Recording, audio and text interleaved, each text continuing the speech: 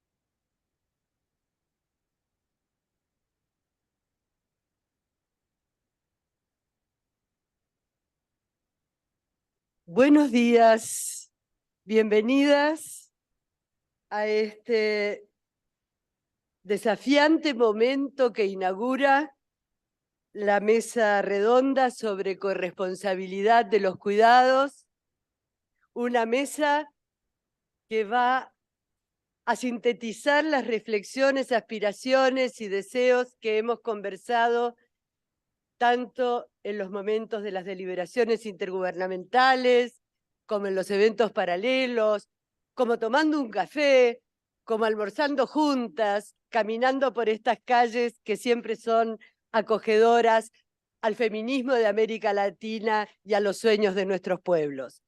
Buenos días a todas, a todos, a todes. Anoche ha sido una noche larga, pero tengan plena seguridad que vamos a ir llegando. Quiero presentar ante las queridas amigas, delegadas y delegados de los países y estados miembros de esta comunidad vibrante que es la CEPAL, con nuestra alianza sorora ONU Mujeres. Quiero presentar a quienes van a formar parte de este panel, destacadas, amigas, prestigiosas, activistas, imprescindibles, feministas. Invito a Doris García Paredes, ministra de la Mujer, de Asuntos de la Mujer de Honduras, que ella sí va a moderar. Yo, a mí no es una virtud que me caracterice la moderación, pero sí el agradecimiento. Empezaría el primer día, porque han sido arduos trabajos, también constructivo el trabajo de la negociación. Empezaría ¿cómo le va? Buenos días, van llegando. Empezaría, antes de empezar, con algo que nos merecemos. Un aplauso.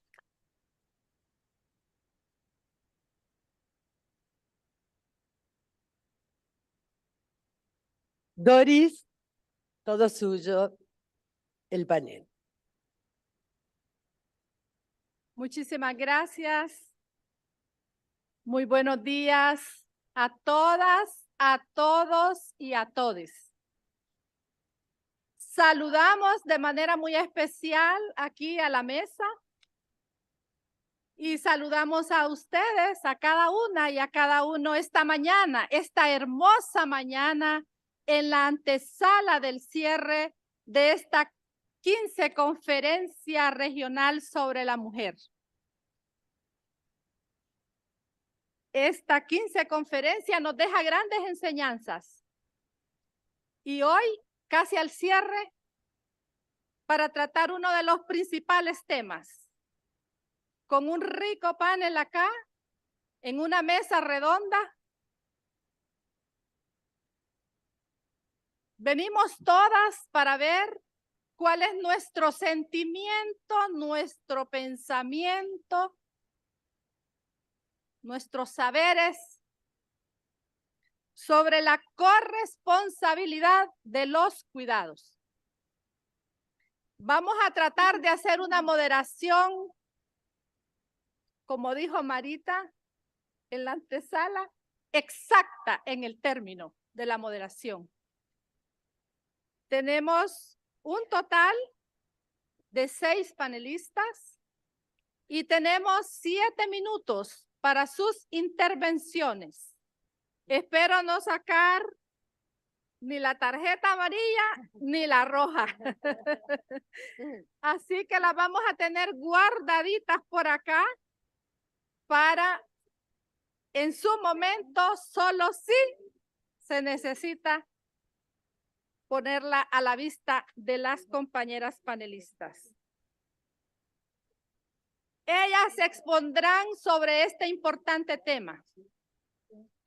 Ellas nos traen posicionamientos que contribuirán como insumos para que cada país tomemos lo que verdaderamente nos puede contribuir en los procesos de construcción de los sistemas de cuidado en que cada uno nos encontramos.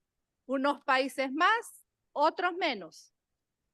Pero lo importante es construir juntas y juntos un proceso en el que queremos igualdad plena, justa para las mujeres en el mundo y especialmente en nuestra región.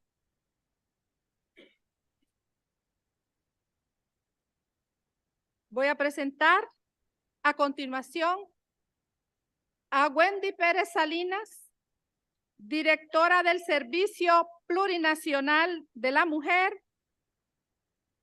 y la Despatriarcalización Estado Plurinacional de Bolivia, quien hará a continuación su presentación. Adelante, compañera Wendy. Muchas gracias, compañera, hermana. Un saludo a todos y todas las que me acompañan en esta prestigiosa mesa muy importante para todas y todos, y saludar muy especial a todos los países miembros de las diferentes regiones de América Latina y el Caribe, a todas las organizaciones sociales y a la sociedad civil. Para nosotros es muy importante el estar representando hoy en día a nuestro Estado plurinacional de Bolivia por primera vez, asumiendo un cargo como mujer afroboliviana. Gracias.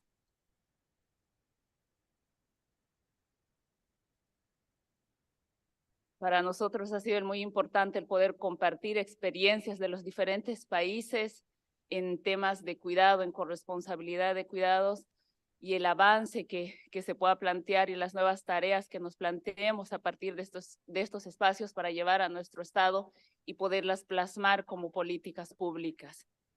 En nuestro Estado plurinacional, a partir del 2006, con la llegada de nuestro hermano expresidente Evo Morales al país, planteamos la revolución democrática, cultural, como una cuestión de construir los patrones coloniales machistas que se han establecido durante generaciones en la construcción de las diferentes sociedades. La problemática del cuidado ha sido un tema, y el trabajo que las mujeres vienen realizando, que generalmente este trabajo de cuidados, que muchas veces no es bien remunerado, ha recaído sobre las espaldas de las mujeres y más de mujeres indígenas, originarias, campesinas y afrodescendientes. Para profundizar este tema, en Bolivia planteamos el proceso de la descolonización y la despatriarcalización, como nuestro presidente lo ha planificado, lo ha planteado en la conferencia de las Naciones Unidas el 20 de septiembre. Planteamos la descolonización, la despatriarcalización para deconstruir todos estos procesos que se han instaurado en nuestra sociedad, que se han construido de manera que han sido desigual. En este proceso, como Estado plurinacional, hemos venido trabajando en diferentes temas. Ya la Constitución Política del 2009 establece en nuestro país que el Estado reconoce el valor económico del trabajo del hogar como una fuente de riqueza que deberá ser cuantificada en sus cuentas públicas. A nivel nacional se cuenta con programas de transferencia monetaria en salud y alimentos, como es el bono Juancito Pinto. El bono Juancito Pinto, que es un bono que se da a todos los niños en edad escolar, especialmente para que no haya una deserción escolar, principalmente nuestras niñas. La renta dignidad para las personas adultas mayores que no cuentan con una jubilación. Tenemos el bono Juana Zurduy, que promueve el acceso a la salud para reducir la mortalidad materna infantil y la deserción en nuestros niños de 2 años. Tenemos el subsidio universal que apoya económicamente a mujeres embarazadas que no cuentan con un trabajo formal dentro del Estado. La ley de inserción laboral para personas con discapacidad. El sistema de salud es un sistema único de salud para garantizar la salud a todas las bolivianas y los bolivianos que no cuentan con un seguro, y también la política SAPSI, que es una política que asume con un enfoque de salud familiar, comunitaria e intercultural, donde la salud tiene que llegar a todos los rincones de nuestra comunidad, de nuestro país, especialmente a las comunidades más alejadas, con médicos especialistas. Garantizamos la inamovilidad laboral para mujeres y hombres que tienen niños menores a 1 año. Somos el segundo país de la región con mayor incidencia en la lactancia materna exclusiva. Garantizamos la provisión complementaria a las personas adultas mayores con un suplemento muy especial que es para ellos, que se llama Carmelo. Además, tenemos consejos multisectoriales en los cuales nos reunimos como Estado plurinacional con los diferentes niveles del Estado para que planteemos nuevas políticas públicas, tanto ya sean a niveles regionales como municipales, para poder mejorar y ver dónde va la correcta inversión del Estado en temas de políticas de cuidados. Tenemos una experiencia muy importante en uno de los municipios, de uno de los departamentos de nuestro Estado plurinacional, en el municipio de Cochabamba, que han creado una ley especial de corresponsabilidad del trabajo de cuidados que ha sido impulsada por diferentes organizaciones sociales de mujeres y organizaciones de la sociedad civil, con el objetivo de promover la corresponsabilidad familiar social y garantiza la corresponsabilidad pública del trabajo de cuidados no remunerados para mejorar las condiciones de las mujeres, las niñas, personas adultas mayores y personas con discapacidad. Como Estado asumimos y debemos impulsar la corresponsabilidad de los cuidados, no solo con más mejoramiento de los servicios y el trabajo que se tiene que hacer en tema de cuidados, ¿no? Y que el cuidado es fundamental para que nosotros podamos compartir tanto la responsabilidad que tiene el Estado en los niveles nacionales, subnacionales, en los niveles municipales, y también en la corresponsabilidad que se tiene que tener tanto en los hogares, y que también es importante que esto se vaya a plantear desde los diferentes niveles de educación que se vayan a dar en los estados, ¿no? Entonces, para nosotros, como bolivianos, avanzar en el camino de la despatriarcalización es muy importante, porque a partir de construir todos estos sistemas que tenemos instaurados en nuestra vida, vamos a poder alcanzar una plenitud para un vivir bien, que es un paradigma que también se maneja desde el Estado plurinacional, que planteamos que las políticas de cuidado que se tienen en nuestras comunidades también se deberían de trabajar en las áreas rurales y convertirlos en políticas públicas. Nos sumamos a las declaraciones y tenemos el firme compromiso. Support the declarations and are really engaged to work at different public policies that have been posed in this conference, and we're very thankful and thank the invitation to participate, and we're thankful to all of you. Thank you very much. Muchísimas gracias, Wendy. Thank you very much, Wendy. Congratulations for your presentation, and you really stuck to the time allocated to you.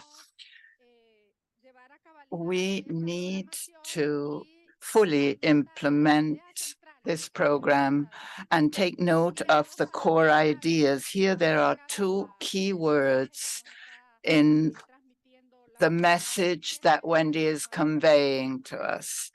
You people too take note, please. We will now give the floor to Ana Maria Bayardi, Manager of Gender, Inclusion and Diversity, Corporate Vice Presidency of Strategic Programming of the Development Bank of Latin America, known by its acronym CAF. Ana Maria, 7 minutes. Thank you, Madam Moderator. First of all, I'd like to say that for CAF, it's an honor to be a part of such an important panel. I had the intent of starting this intervention traditionally referring to gender gaps regarding care among women and girls, but given all that has been discussed these days, I will not repeat all that now. But it's important to highlight that there's not too much disagreement as to the policies that must be promoted to bring care away from families only and redistribute responsibilities among institutions. Of course, we need comprehensive policies offering care services for the different sectors of the population with different levels of dependency, including particularly the persons with disabilities. We must carry out training, formalization, and protection actions for all caregivers. We need to bring about changes in regulations and incentives so that the private sector undertakes the costs of co-responsibility and reconciliation. Cultural change campaigns on care must be carried out and also addressing gender, and these must be broad. We must strengthen civil society so it carries out its controlling task. There are two core questions here. On the one hand, how to implement care policy, striking a balance between the quality of care, protection of rights, and respect for the cultural needs and specificities of those who depend on care and caregivers, and how to identify and mitigate feasibility and sustainability risks for these policies. Experts and policy formulators many times consider that certain interventions are desirable without really knowing the needs of the populations. For instance, in some countries, it's common to send 45-year-old babies to daycare centers, but others parents prefer to keep care within the family, and older persons may need to be sent full-time to a home or only part-time, or need support to maintain their autonomy within households for a longer time. There should be a menu to solve all this diversity of problems, or else the poorer population will have their rights violated, denying them the right of deciding how to be cared for and how to care for others. Policies for caregivers must be visible. Many times their life trajectories and situations are not duly recognized. Now, another question as to the feasibility and sustainability risks of policies. This can be answered based on the path already walked along by some countries. Providing finance care services and coordinated between the national, provincial, and municipal levels seems to be bearing fruit to distribute the burden of financing as well as to go beyond governments in office. Such a complex system should have financing conditions for its institutionalization, overcome changes in government. And within the framework of the challenges mentioned, I'd like to mention the role of CAF as a development bank of Latin America along this path. The purpose of CAF is to promote sustainable development and regional integration in Latin America and the Caribbean, revaluing the pillar of human development. CAF gave an important step forward to support countries in the efforts to achieve gender equality at the end of last year. For instance, the Manager's Office for Gender Inclusion and Diversity was set up, and I'm a manager there working for gender equality, the inclusion of persons with disabilities, and respect and recognition of ethnic and racial diversity across our continent. On the 8th of March this year, we submitted the first CAF strategy for gender equality, seeking to support public policies on equality to contribute to women's and girls' empowerment in the region from an intersectional perspective. CAF offers its member countries a series of tools to push forward gender equality, such as knowledge generation, expert technical assistance, and financing and channeling of resources that are useful for the design, implementation, or strengthening of care-related public policies adjusted to the characteristics, needs, and demands of each country and of the different population groups. For instance, and as already mentioned throughout the conference, costing exercises, identifying the best financing strategies, pilot programs, governance models, among others. At present, we are supporting several mechanisms for the advancement of women in the region regarding these and other policies, and we've started implementing a political empowerment program for mayors, female mayors. Local governments are becoming more important actors in development as time goes by, and many times they do not have the capacity or the resources to develop policies. Establish alliances with these women that are heading municipalities is a way of generating sorority networks and knowledge networks, promoting care policies to meet local needs and demands in a sustainable manner. As Cristina Almeida, Technical Secretary to the National Council for Gender Equality of Ecuador, the law must be aware of what territorial issues are about and vice versa. CAF has a sound trajectory in supporting the private sector. We can work in a coordinated manner so that, for instance, good practices can be identified and promoted, costing the conciliation, corporate policies, care policies, and co-responsibility. Once CAF, as a multilateral bank for development, seeks to be a key partner of governments in the region, and very especially of mechanisms for the advancement of women, working hand in hand to generate knowledge, provide technical assistance and financial support to promote co-responsibility among institutions, removing care from only the family environment. Thank you very much.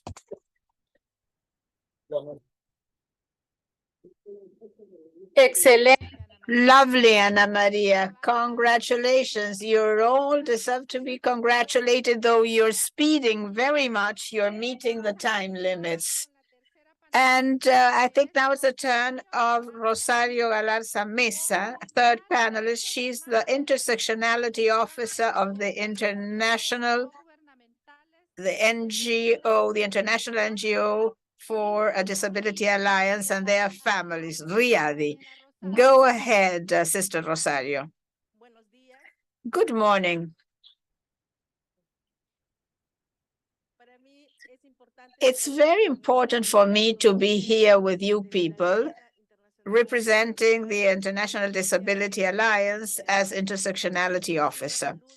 Greetings to the delegations of all the countries visiting us, and in particular, greetings to all women who have been silently working, making a difference, Afro-descendant, indigenous women, disabled women, women from the LGBTIQ plus movement, migrant women, and all the other women that I don't want to leave out. Thank you, all of you, for allowing me to be here and to take the floor and to talk and address the care agenda. I also want to thank ECLAC and UN Women for having made possible my participation in these meeting spaces and discussion spaces, and in particular, the participation of disabled women who I'm representing.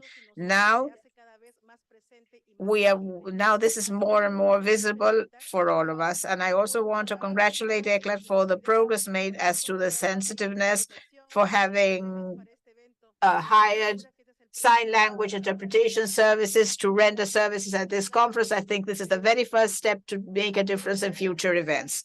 From the International Disability Alliance and our regional agency and the Network Latin American the work network of disabled people and their families, we celebrate the things done regarding the care agenda in Latin America and the Caribbean by incorporating an intersectional vision whose objective is to respect and value diversity as well as the enjoyment and full and effective exercise of human rights by all people and all women without any exception.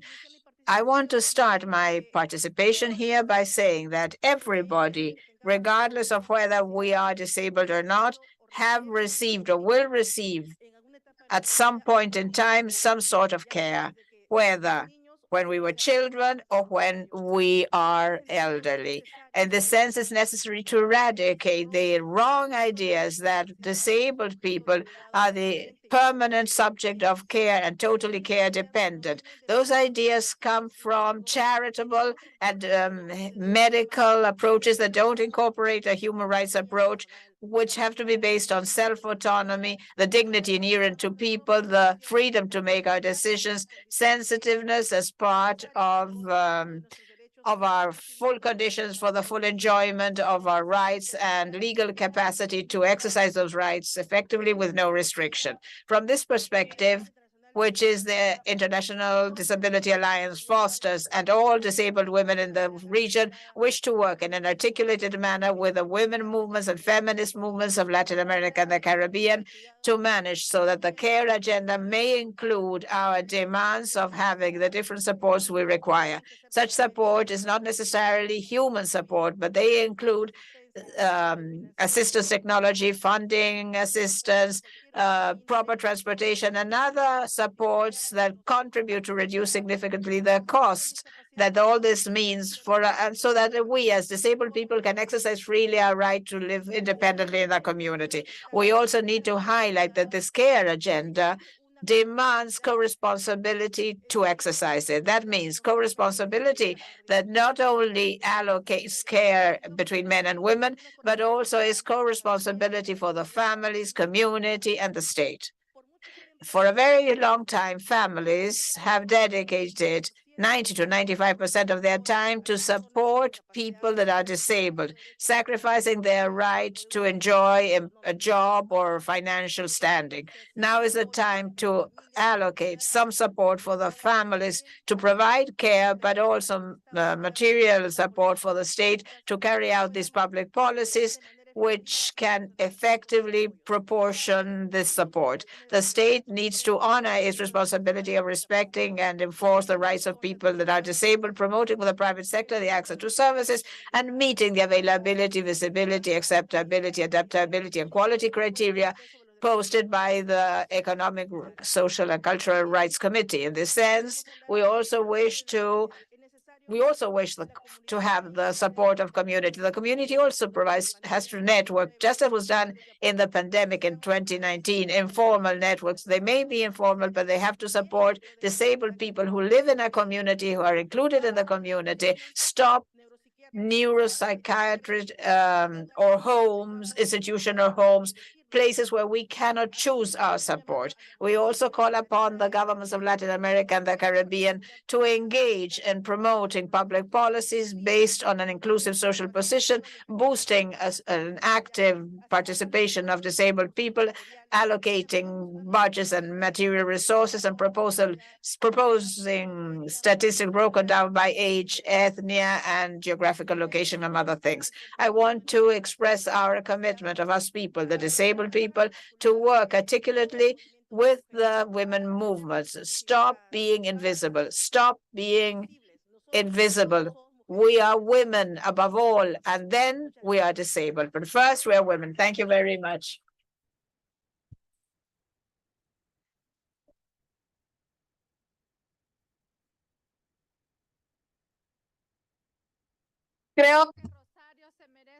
I think we need to give Rosario another hand, because she's conveyed a really strong message that if we pay attention, everything will have been duly recorded. Let's go on now with Ruth Diaz Medrano, President of the National Federation of Working Women, Federación Nacional de Mujeres Trabajadoras, FENAMUTRA of the Dominican Republic. Ruth, you have the floor.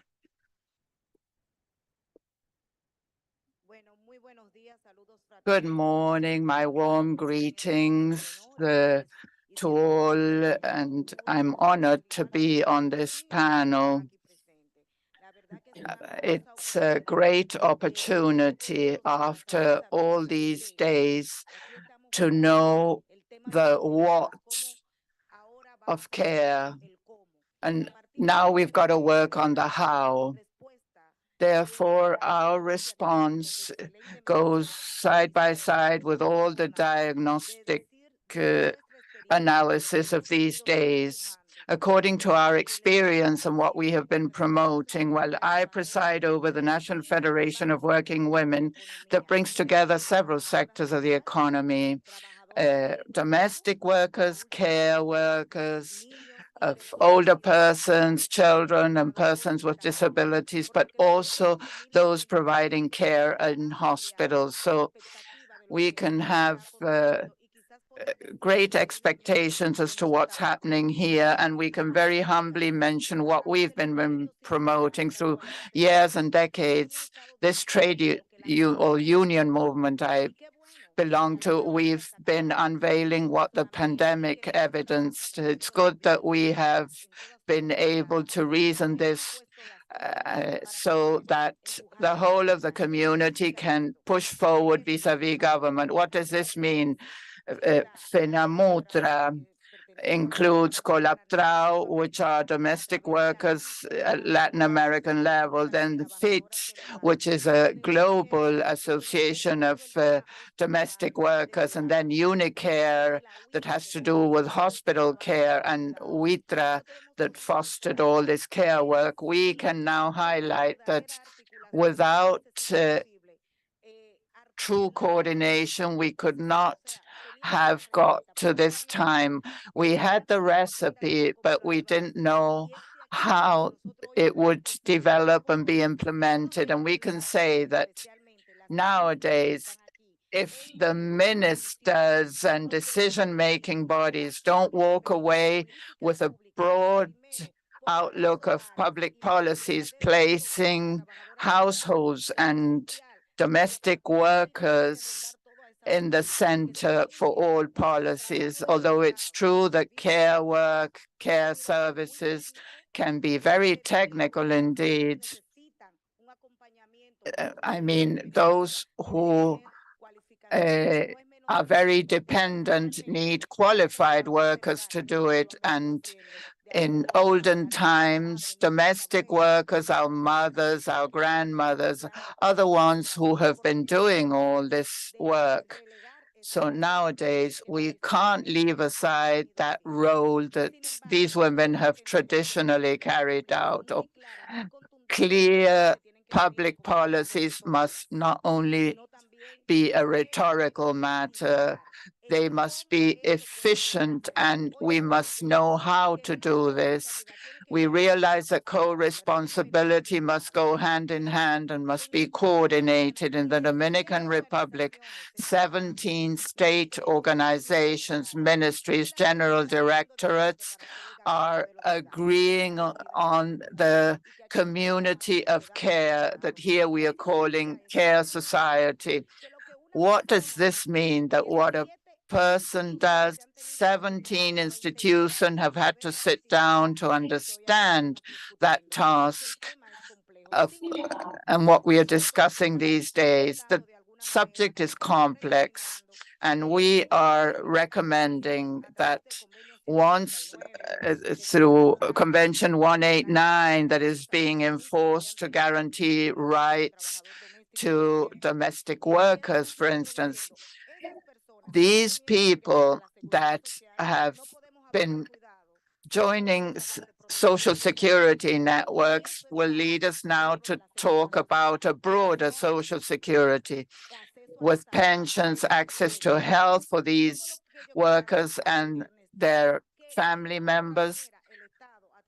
In one way or another, the state, through governments, must act as guarantor. Once these plans come into force, in some cases, these are pilot plans. Others have already enshrined them in their legislation, but they must go side by side with due recognition from behind. I mean, what does that mean?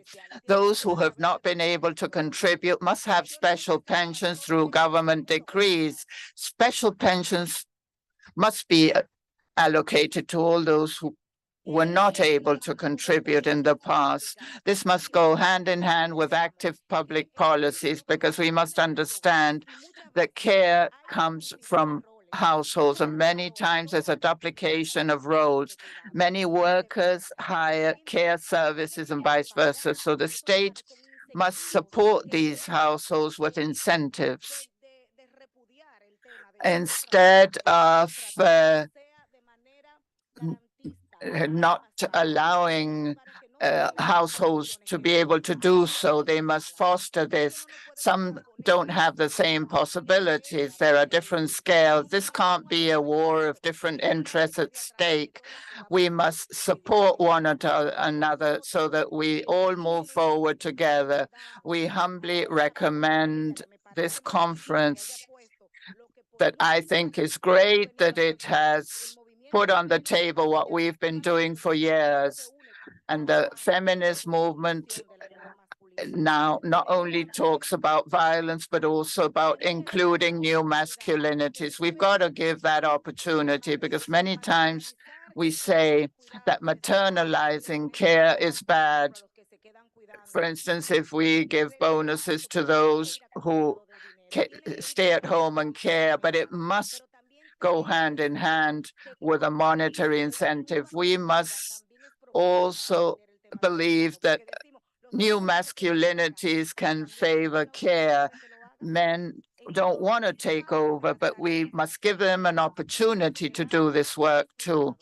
We must move away or walk away from here with the idea of a care society on equal grounds. And from the organized movement of trade unions, I tell you that we must coordinate more than ever, no matter where we come from, not only women. We have to walk along with men too. All of us, let's care for caregivers and care for those who cared for us in the past. After a pandemic that unveiled all this, the government say we've exited it, there are favorable reports, but how did they do it? Based on caregivers. This must be a matter that should be technified, qualified through programs that must keep decent work at the center. And we must provide training so that those workers can go from only cleaning a house to care for children, older persons, or care for patients at hospitals. Now, we think that valuation must be at the core to I give the floor back to you, Madam Moderator, but we must bear in mind that any public policy must be thought of based on those who are in the household. Muchísimas gracias. Thank you very much, Ruth Diaz Medrano. She was telling us how and what. The how is the really important thing because we've been answering the how question all along this week. And now it's Nayara Leites' turn, the coordinator, executive coordinator of ODARA, the Instituto da Mulher Negra, and member of the Network of Afro-Latin America, Afro-Caribbean, and Diaspora Women. Go ahead, Sister Nayara. Hola. Hello. Good morning, everybody.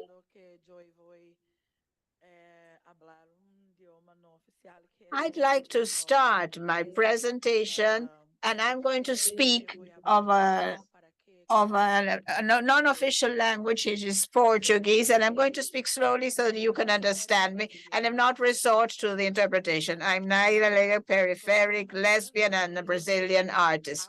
On behalf of all the network of Afro-Latin America, Afro-Caribbean, and diasporan women, and on behalf of my sisters from Brazil, the members of ODARA, the Institute of the Black Woman, I am attending this international conference, and for the very first time, I'd like to thank you for this invitation to partake of this dialogue.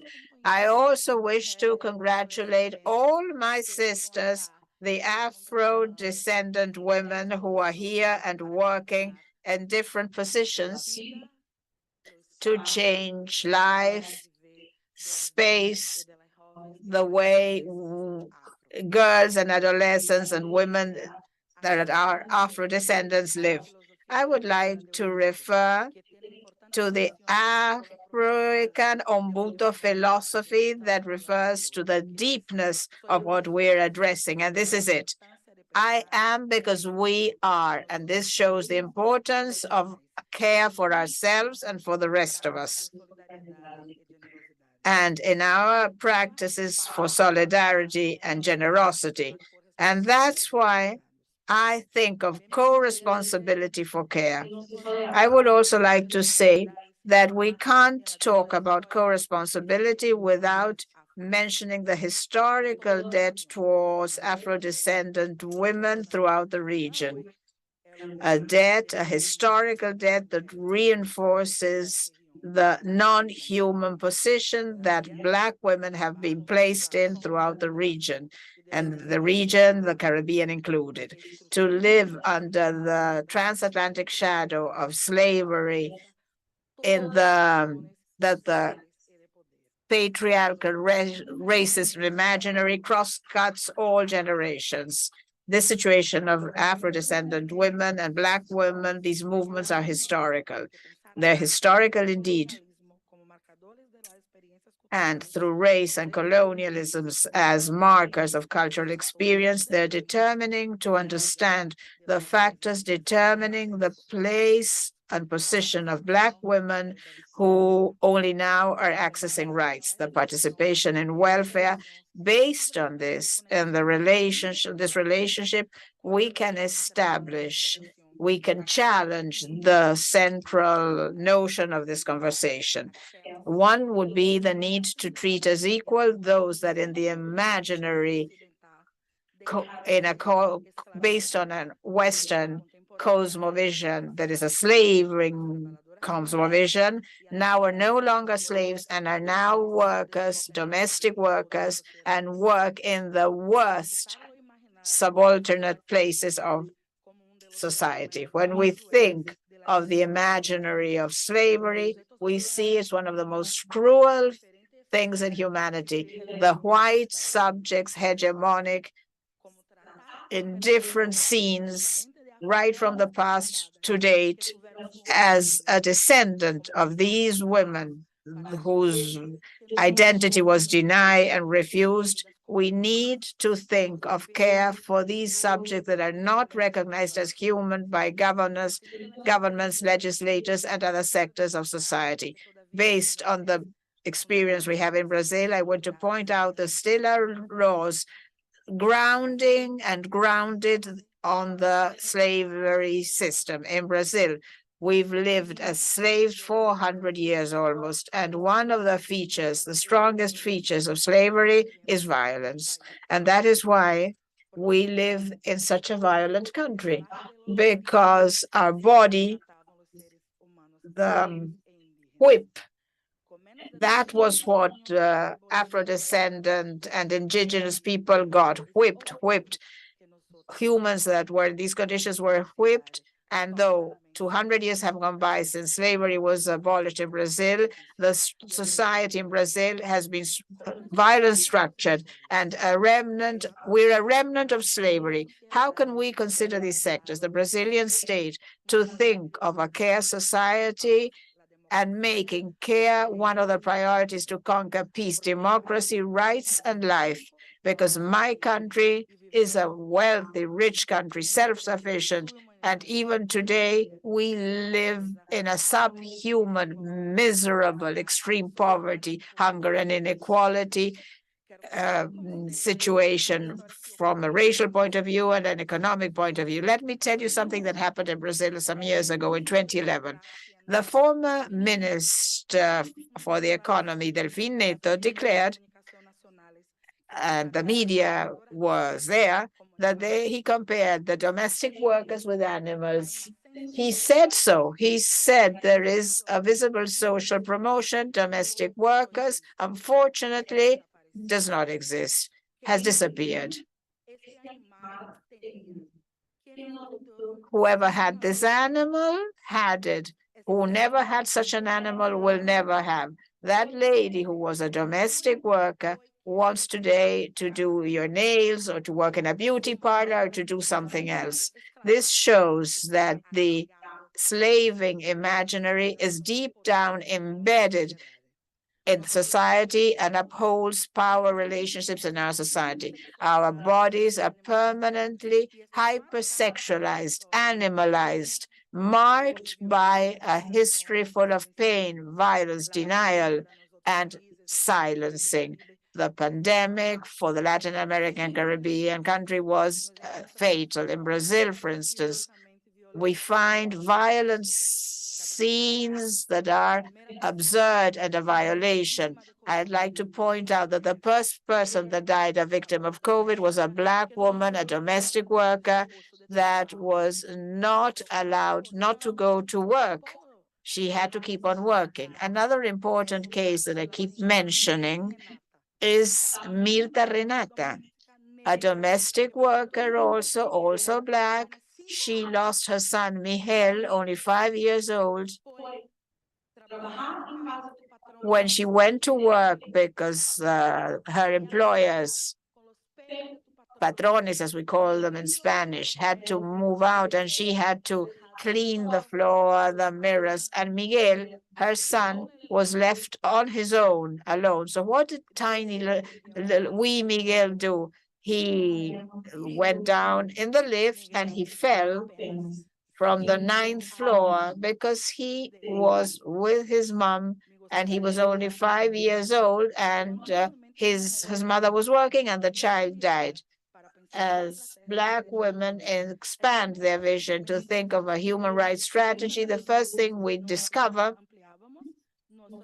is that we have extended our vision and now include a different perspective, because historically speaking, we were also responsible for caregiving without having the dignity of being cared for. We are fighters for human rights and permanently have been on our own, thinking of how to care for ourselves. That's why I think of this for all of you, on all of your behalf. When we talk about co-responsibility for care, when the different sectors of society don't recognize their privileges, don't assume an anti-racist posture, anti-patriarchal position, If governments don't assume that policies are still need to be created and that they are created without recognizing women and Black women as human, we can't think of changing on a co-responsibility for care perspective. If there is not a recognition of data produced by Black women associations based on an intersectional perspective, it won't be possible to make a difference, to change, and to think of a co-responsibility perspective. We can only put forward effective policies to address these contexts if we had looked deep down in a committed way into fighting against racism. We need to talk about our role to fight against racism in our region. This is the struggle of Black women against the gender and race oppression in the context of multiracial, pluricultural, and racist societies as Latin American societies. Our main element for articulation is racism and the impact it has on gender relations, and this establishes the hierarchy of gender in our societies. To construct change processes, we have to recognize, acknowledge these analyses as the premise to acknowledge that violence with generations of Black women feeding it, and we still find to date it present in the life of young adolescents and young Black women. There's a state project excluding Black people, and this shows the denial to human rights that Black women have to face. And this makes us enter a vicious circle that goes deep down to the younger generations.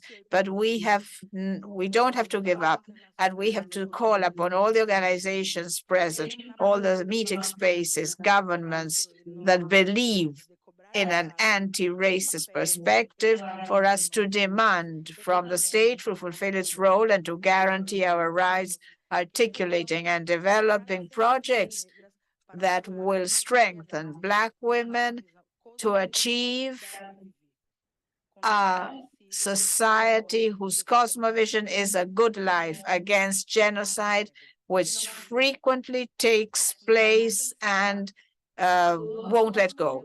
Finally, let us think that the new democracy and public policies models demand co-responsibility for us to think of care, and for that, we need international organizations not to keep silent when facing genocide policies in the different countries. Let's learn the lesson together. Let's join with the Afro-descendant, with indigenous women. Let's learn to care so that we can care for ourselves.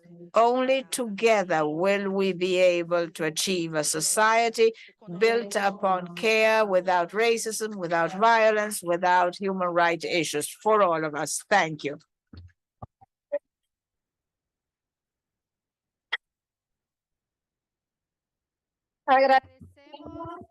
We thank Naira for her very clear presentation. We really take note of your message, Naira, and we support each of the stances you have put forward. Another hand for Naira at this 15th Regional Conference on Women. And to conclude with the presentations, I have Karina Battiani, Executive Secretary of the Latin American Social Sciences Council, CLACSO, who will now convey her message. You have the floor. Thank you. Good morning, everyone.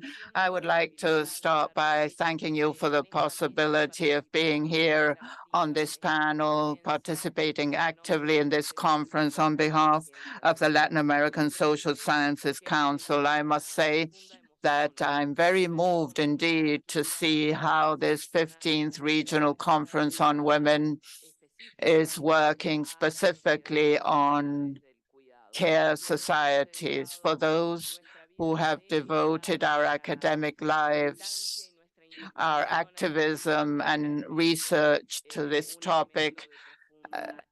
It is indeed very moving. I'd like to thank ECLAC, Ana Güemes, Lucía Scuro, UN Women, Maria Noel Baeza, Cecilia Alemani. I am very thankful for being here today. You sent us a question for these 7 minutes, something like what should we promote and what do we mean by co-responsibility? When we talk about co-responsibility, we are talking directly about the comprehensive care systems. And moreover, we are referring to a co-responsibility that involves political life and daily practices, as was well discussed here throughout these days, and as reflected in the document presented at the first session. This political level and daily practices questioning how care is divided between state, families, markets, and civil society. Within the family, looking into the sexual division of labor with a gender perspective and with a generational perspective. I'd like to delve deeper into this. There are micro daily practices in all this that we are all aware of, those daily negotiations that are very important, no doubt, for cultural transformation. But then we have the macro level, which is, I believe, is what we must emphasize in a conference like this that brings together authorities and ministers from the different countries. This macro level is a determining factor, particularly because of the responsibility, unavoidable responsibility of states, of Latin American and Caribbean states as to care. And moreover, because placing the analysis at the macro level, which entails referring to state responsibilities, means referring to public policies, public care policies, based on what has been mentioned so many times here, that is the care systems. We must thus revisit the idea of care as a right. If indeed we work based on that principle, which cannot be questioned or challenged in any way, we can move forward in this idea of co-responsibility and public policies. No doubt the idea of care as a right, well, we've made great progress in the region in this regard, but we still have a path to walk along. It's based on the principle of care as a right, that we must demand co-responsibility, not only ask for it because it's a right. And the principles of equality and universality, as was well set forth in the documents discussed. The state must act as a guarantor and must play a fundamental role. There's also a discussion on how to mainstream the complexity of care with regard to rights, linking it to equal opportunities, equal treatment within the framework of a context to broaden the rights of people. That also leads us to discussing a new notion of citizenship and a new dimensions concerning democracy. If we look at history, the state has become the entity protecting people throughout their lives. But if we add the notion of care to state programs, there's come up these new generation social policies that include care policies, and that must be considered together with the social welfare ones, adding care not only as an exception when there's no family or no community that can see to that, but instead as a new social scenario that so far is unknown in our region. So we must work on this idea and therefore denaturalize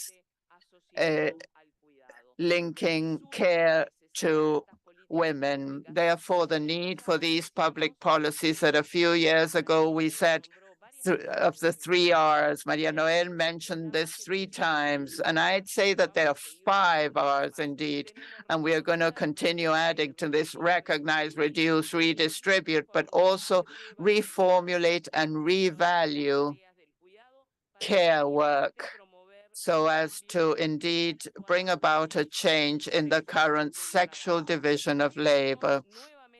There, once again, we have two redistribution mechanisms that stand out. The first that wants to have an effect on the sexual division of labor and of the division of unpaid care within the households. This is a very significant layer that we must not overlook from an analytical standpoint. But the second mechanism, the macro one, aims at division between institutions and the main care stakeholders, which is where the role of the state and public policies comes in. We also need the role of the state and public policies in regarding what happens within the household so as to bring about that cultural transformation that we've been talking about so much in these last few days. Clearly, in our countries, we have understood throughout all these years of work and research policies that care is a critical element of inequality, and social inequalities are closely linked to the unequitable supply of family and social care, setting up a sort of vicious circle where the wealthiest population has more access to care and with less family members to care for in their homes, and those with a lower income are the most disadvantaged and have more problems in addressing care. It's been very clear, based on what has been discussed at this conference, that there is a need to reinforce public care policies and the idea to have comprehensive care policies discussing their institutionality, their financing, their regulation,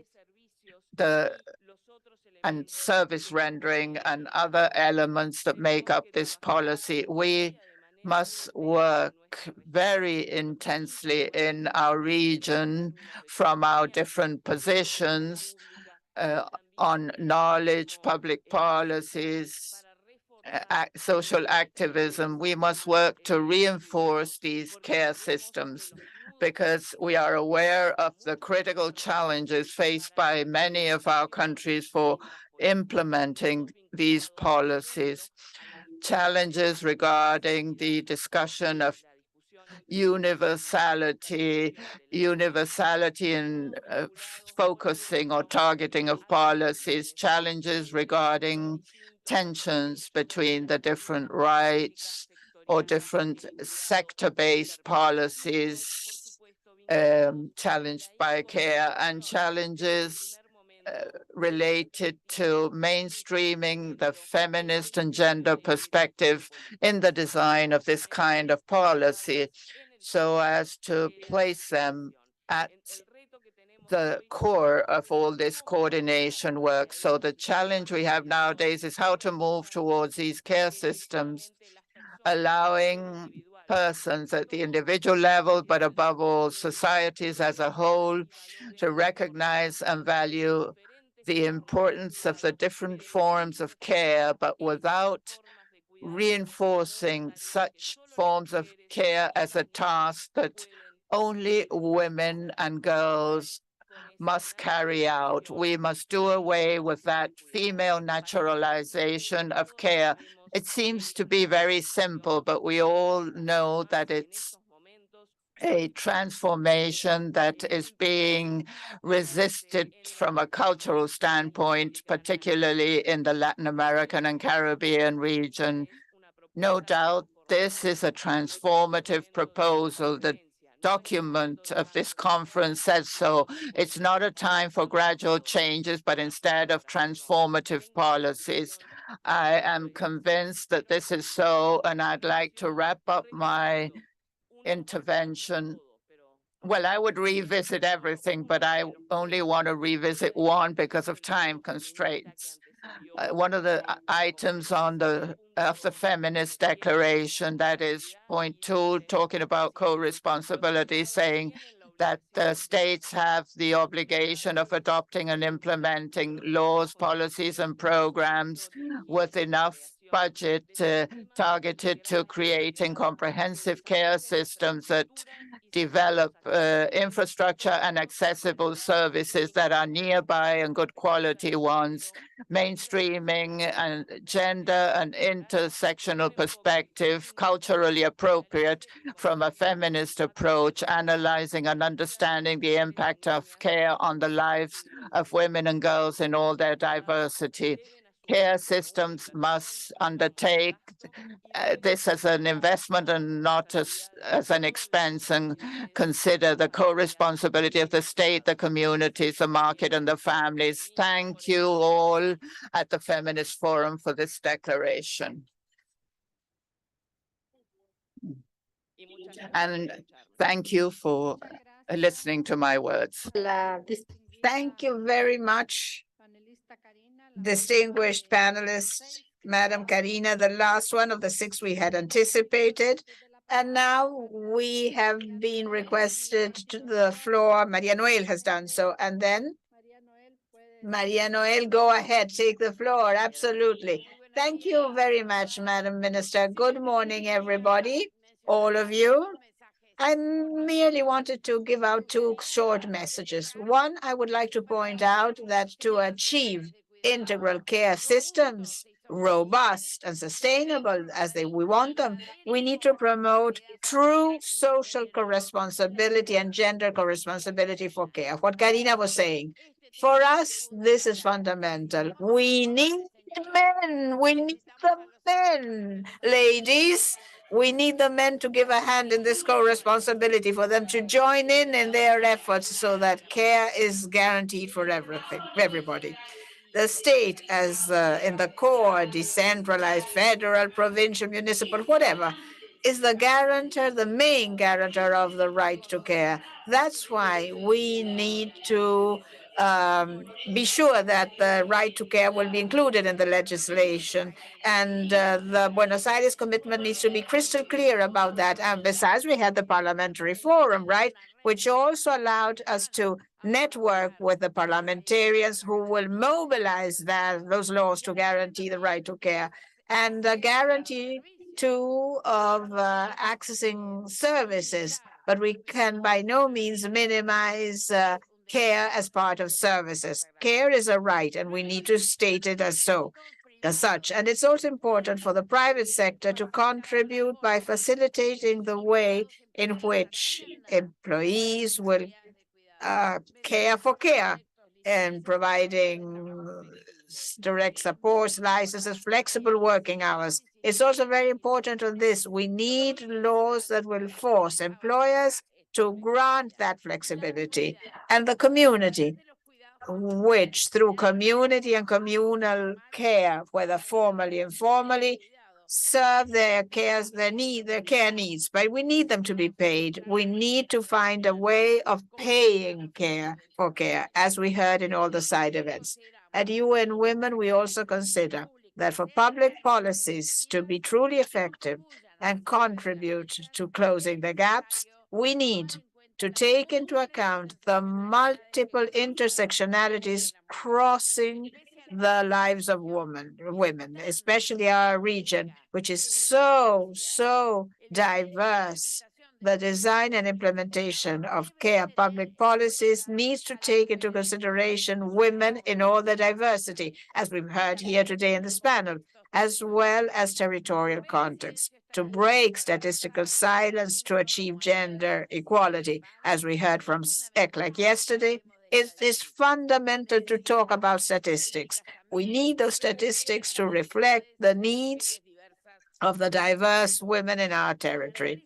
The gender analysis and intersectional analysis to design and due implementation of public policies is an urgent action and a need to count on the substantial participation and qualified participation when decision-making regarding any initiative affecting them is fundamental. So thank you very much. I just wanted to stress these issues and wanted to thank the panel very much. Thank you very much. Thank you very much. We reiterate our thanks to each of the panelists for having made their presentations and given the message, conveying the message that we were looking forward to. The organizations need to make a contribution to establish the main actions or policies to achieve such co-responsibility in between institutions and standardized care regionally. There's something in our to-do list. We need to keep getting together, to keep meeting. We recognize that the guidelines that are cultural and patriarchal and exclude and make invisible our identity and the knowledge of women, they're always in place, especially rural women, indigenous women, Afro-descendants, and migrants. Denying the multicultural and multi-language nature of these women who live in the region in Latin America and the Caribbean. They've all mentioned these elements. They've all referred to the needs of working in a joint way at deconstructing that patriarchal system, which has put us into this process which was growingly and progressively more and more discriminatory. And thus, it is necessary and it is urgent that all of us, men, women, be present, make our voices heard, so that this initiative, this system of caregiving may materialize as a reality in each of our countries. This is not a job exclusively borne by women. This is a job that the whole society needs to bear. This is a job that the state has also gone to bear, and the private companies, and the municipal associations of each of the countries, because that's where that, in the territory, in that place, is where these policies are conceived and where we can start the practices that will help in a robust way to make this caregiving system possible and a reality. Indeed, men have to be here, have to be present. They should be present. They should be incorporated. And that is our job. If we don't do it, we'll be left behind. If we don't do so, democracy as a word will be not complete. If we don't do so, the feminist struggle and the governments together, we will be incurring in an extra debt in our history. So we want to congratulate the positions of the different countries. We believe these cultural patterns will be transformed. The public policies, likewise, we would like to hold on to this last message of working for transforming public policies, for public policies that truly shake up the political systems if unequal, and disinstall and install a gender equality and gender justice that we desperately need in our countries. We would now then ask the different delegations if they wish to take the floor to do so. 2 minutes each. Please stick to that time. You need to respect the time so that we all have the opportunity of participating. Thank you very much, Doris. Minister of the Office of Women's Affairs of Honduras. Thank you very much to all the distinguished panelists.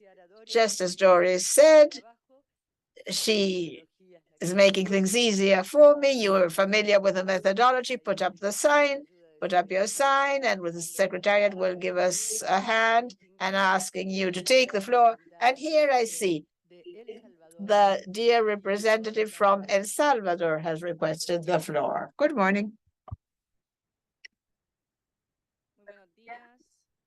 Good morning, Madam Chair. My warm greetings to this high-level panel, to the ministers and those who preside over the advancement for women mechanisms in each country. I'd like to congratulate the government of Argentina, particularly the Ministry for Gender and Diversity, UN Women, ECLAC, for their commitment to hold this event, which is an enabling environment to strengthen the relationship between countries, international organizations, and organizations promoting the rights of women. As the delegation of El Salvador, we are pleased to support all this progress made in care work and human rights for women in their diversity. I'd like to take a few minutes to talk about some of the progress made in my country to create a national care system. Since in August this year, the law of the Salvadoran Institute for Women was amended so as to amend the functions of the institution to guarantee the rights of women and recognize the right to care by giving the mechanism on the advancement of women the possibility to create a national care system that in a comprehensive manner will provide for co-responsibility between men and women, families, society, corporations, and of course the state through the different services with a view to fostering specialization, social security, formalization of care work, progressive improvement of what already exists, and the creation of other necessary elements. No doubt the actions we are carrying out as a country will fully promote the development of women, reducing the time that women devote to care and domestic work. And our expectation is to narrow the gaps and ensure a better economic impact, generating decent conditions for those people who need care as well as for caregivers. I'd like to share, Madam Chair and colleagues here at the forum, that the legislative change in my country as to this new childbirth method adopted in 2021 has the purpose of ensuring and protecting the rights of women from pregnancy, at childbirth, and during puerperium, as well as the rights of girls and boys during gestation, at childbirth, and as newborns. With general principles for this comprehensive health care system. The law is part of a system called Growing Together, executed by the Ministry of Health and one of our agencies. We have the law Growing Together for Protecting Early Childhood Children and Adolescents, adopted in June 2022, that prioritizes strengthening projects, policies, and programs targeted at early childhood girls and adolescents, creating institutions to favor the different stages of human life, considering growth and comprehensive development. Likewise, I'd like to say that we ratified Convention 183 on protection of maternity, the ILO convention, that is, despite the recent ratification by El Salvador, it already had a longer maternity leave than the minimum standard established in that convention, and guarantees so that pregnant women and breastfeeding mothers should not carry out any work that's harmful for their health or that of their child.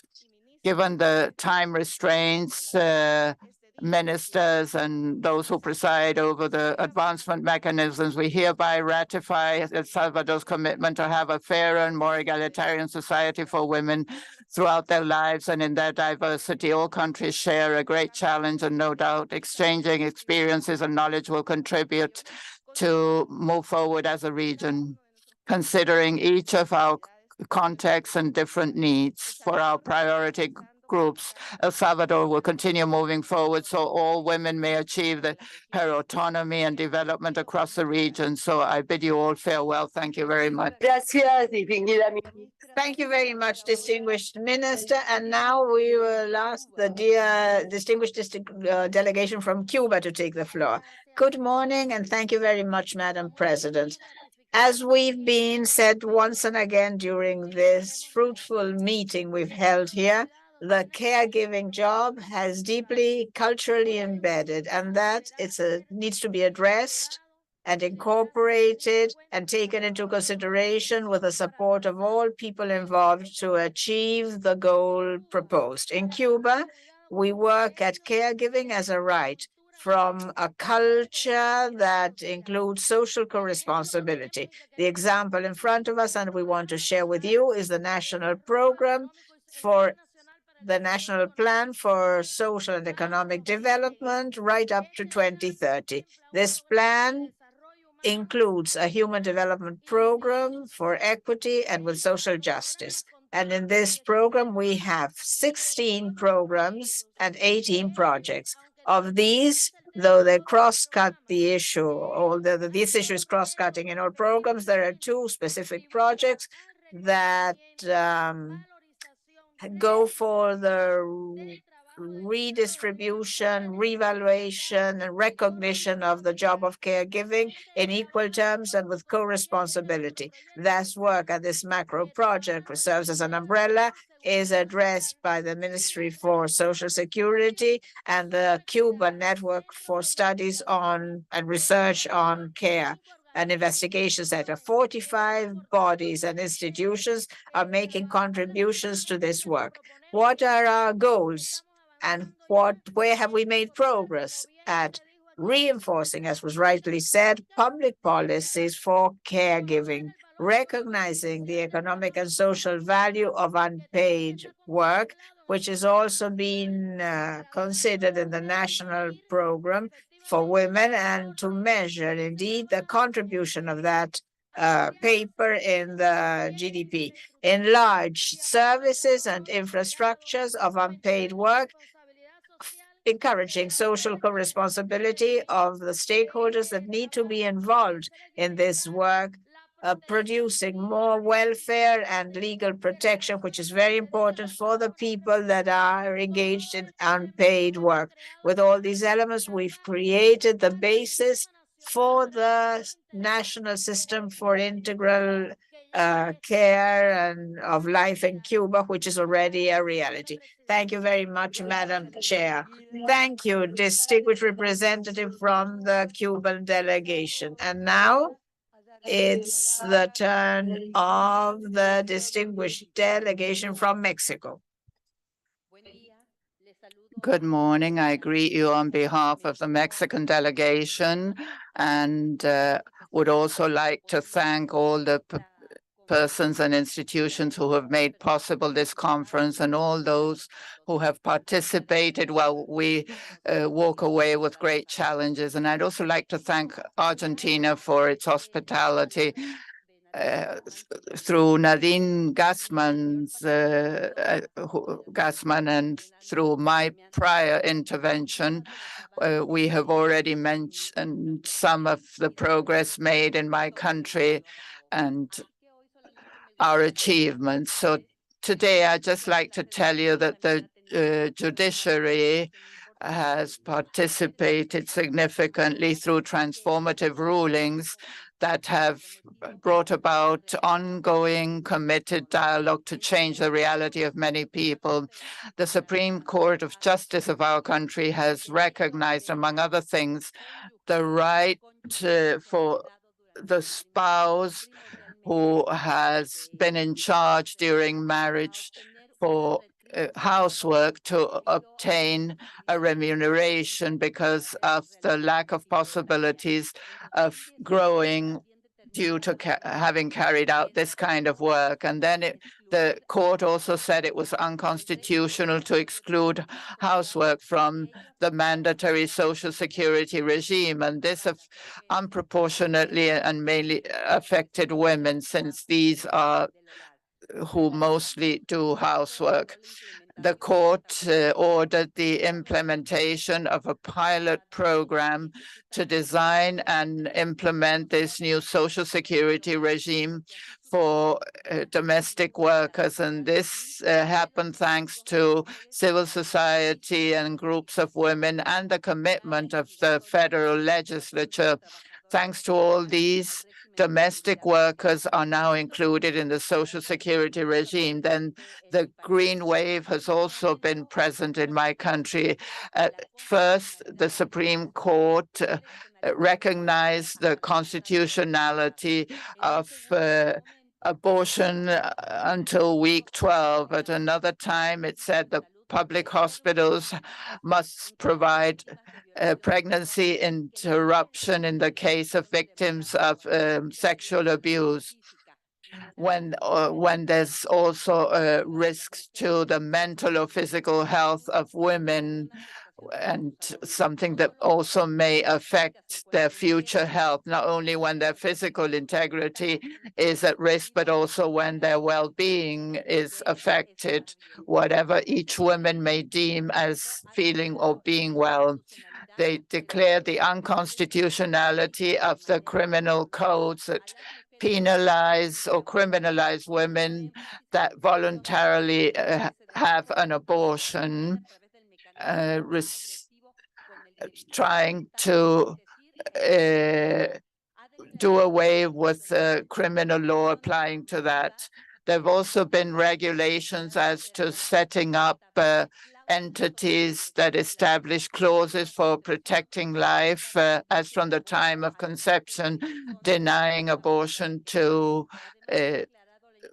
those people of women of fertile age. There are no clear limits so that the objection of conscience may be exercised without endangering the human rights of other people, particularly those of women wishing to interrupt their pregnancy. Of course, all this work went side by side with the efforts and the great job of civil society organizations, some that are attending this conference. And finally, the construction of a care society calls for the active participation of all state branches.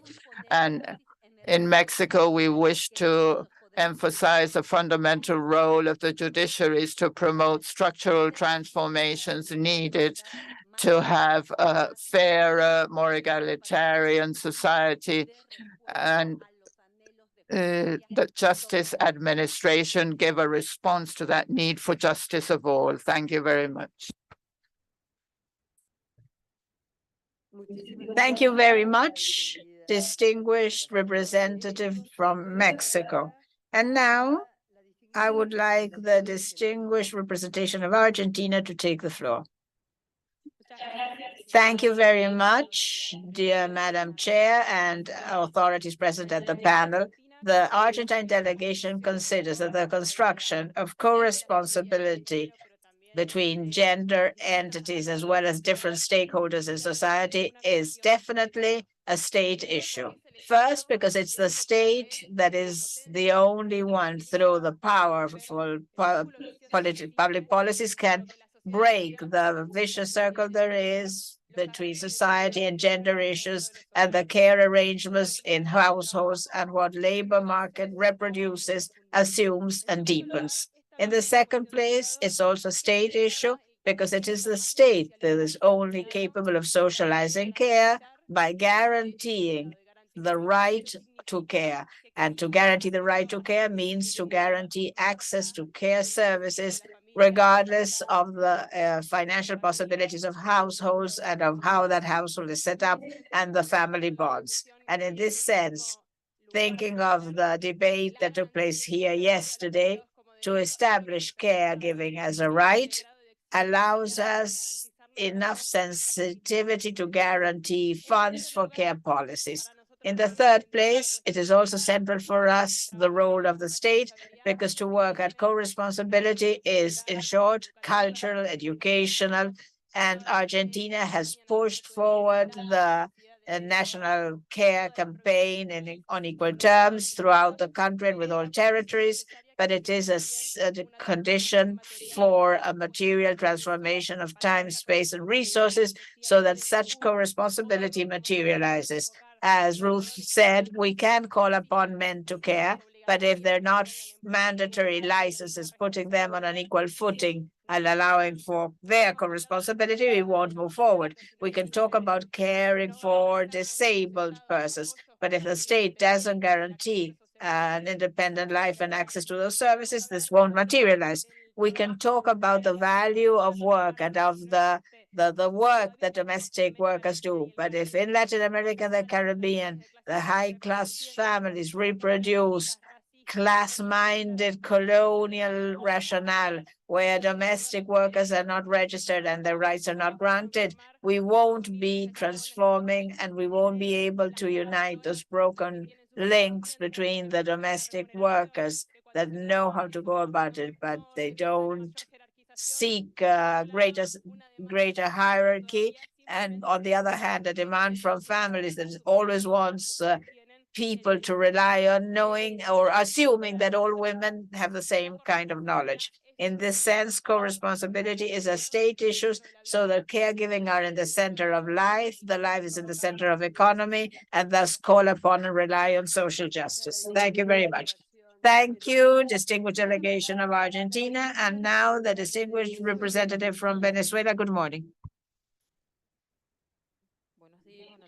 Good morning.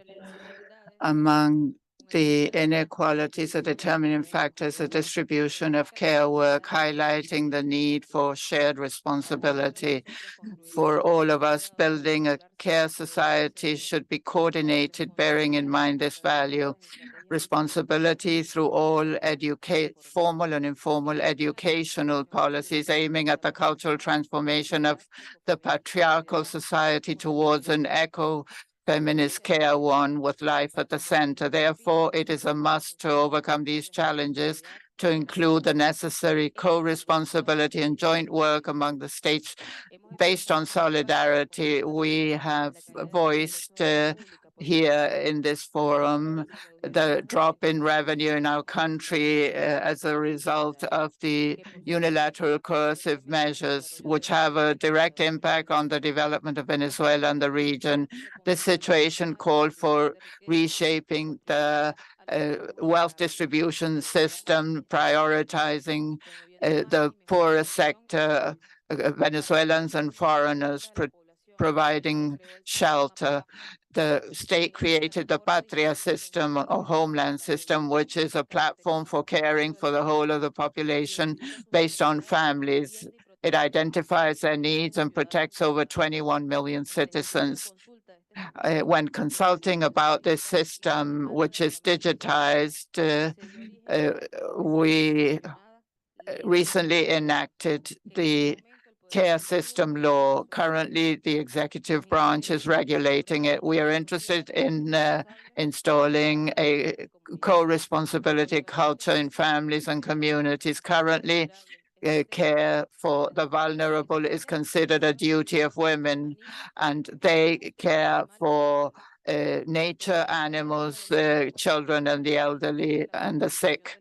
Co-responsibility entails a participation at the state, at the central and decentralized level, as well as the integration of the private sector and the families, providing for new masculinity so as to dematernalize comprehensive care of life, understanding that these are problems of the whole of society. In the case of Venezuela, we want to implement comprehensive care systems based on the first objective of the Homeland Plan proposed by our President Hugo Chavez, contribute to the preservation of life on the planet, to save the human species. And as our President Nicolás Maduro recalled at the COP27, a care ethics that combats not only climate change, but the system at large. I'd like to say we need a system of care for life overall. Thank you very much.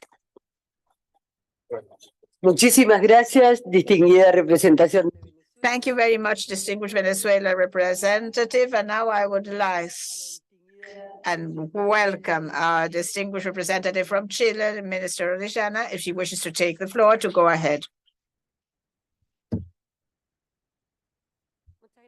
Thank you very much, Madam Chair. In Chile, we believe that significant inequality that needs to be cared for and to allow for a care society is the poverty of time, which causes the unfair distribution of care. We can take action for the recognition of these issues, as we will announce this week. This is a spoiler with the Ministry for Social Development that has to do with a preferential caregiving service card that will have a preferential access to social services and other ways of public services as primary health care, understanding that those that are caregivers of moderate and severe disabilities have less time than those that all women have to put up with. But this is not enough, because care needs a time for caregiving, at least 5 hours in Chile, 5 extra hours that women work at, according to a time use survey that dates back to 2015. We don't know where we stand now. Next year, we will be holding another survey. But those 5 hours, where do they get them from? If there's a limit, there's a 24-hour cap a day. So one of the most important elements to move forward with co-responsibility refers to reducing the working day.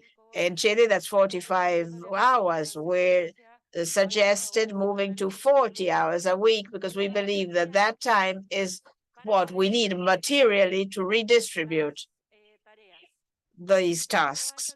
So I believe all these exchanges that have been very fruitful and will show in specific actions and measures that will improve the life of women in our countries, they're very important. I would like to recognize the Argentine government, in particular their ministry, for opening and hosting this regional conference and opening the conference to the feminist organization and women organizations of the country. I think what they've done, walking the provinces in Argentina, allow us to reconsider our multilateral and international policies, when the agenda or SDGs or the very idea of solving peacefully controversies with joint efforts and dialogue of countries is important, because we even here attacking or being against the very idea of a UN organization to allow for feminist discussion. And here there's no gender issue, to allow women to talk these things over internationally and regionally, and this will allow women to keep their democratic legitimacy. And I believe there's something that we would like to stress as a country.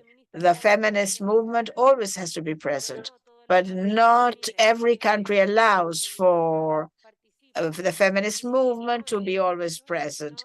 Not in this space, but not even in the political life of their country. And as a minister, today I am forced to say, and I say it of my own free will, because as an activist, my first demo was against the Honduras, in front of the Honduras embassy, against Marta Cáceres' assassination. And today too, Marta Cáceres, and we can't stop mentioning the political prisoners, feminist political prisoners in Nicaragua. Life and freedom of women defending human rights in Nicaragua are in danger. According to the monitoring by the Mesoamerican Initiative of Defenders, 176 of 2,000 organizations that have been canceled by the government in that country are feminist or work for feminine rights. 90% of them have been closed down between January and October this year. And the feminist organizations talking about the in Mesoamerican initiative, 70% are working for the things we're talking about here: the right of women to live freely without violence, economic and financial independence, and the right of rural women and indigenous people. Right now in Nicaragua, there's over 200 political prisoners, and men and women, and of these women, 21 are women, and of these 21, 8 are devoid from communicating with the outer world and have been in this position for over 500 days. María Peña, Ana Marita Vigil, María Ovieda, Inida Granera, Shanita Aguilera, and Maria Alvarez Olvidoni, the daughter of the former one. 4 are in isolation, and the women defending women in isolation have been without being visited by their family relatives for the last 2 months. We demand full exercise of human rights and political rights of feminist women in Nicaragua and for the whole of Nicaragua. Thank you very much, Madam Chair. Thank you very much.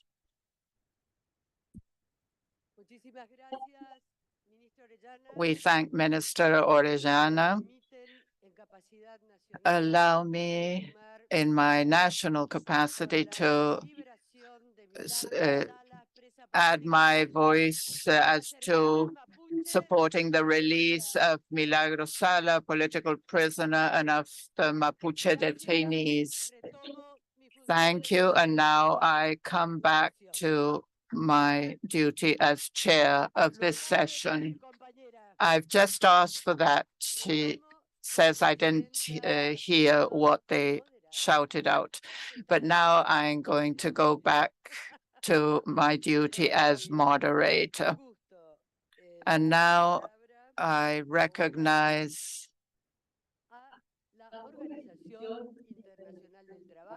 ILO, the International Labour Organization, UN system agency. Thank you all, and particularly the government of Argentina and the Ministry for Women, Gender and Diversity of Argentina for welcoming us here, and ECLAC and UN Women for the excellent organization of this meeting. For ILO, it's a true pleasure to be here with you. ILO is convinced that if we wish to build a world of work with gender equality and more resilient for all of us, we must place the care economy at the heart of socioeconomic recovery plans and bet on a transformative agenda for gender equality, including the co-responsibility for care. Our studies show us how having under 6-year-olds reduces the probability of mothers participating in the labor market, whilst it increases the possibilities of men to do so. On Tuesday, we launched a study on investing in leave for greater equality in the world of work, explaining that the care policies must be contextualized and adjust to the different requirements of the life cycle, including a combination of time, permits, services, income, rights, and services that bear in mind caregivers and also those who are recipients of care. ILO has two special conventions. Convention 183 on the protection of maternity and 156 on workers with family responsibilities. We urge the countries in the region to ratify these conventions, as well as Convention 190 on harassment and violence at the workplace, so as to maximize the impact of care policy packages that must be universal and based on solidarity, representation, and social dialogue.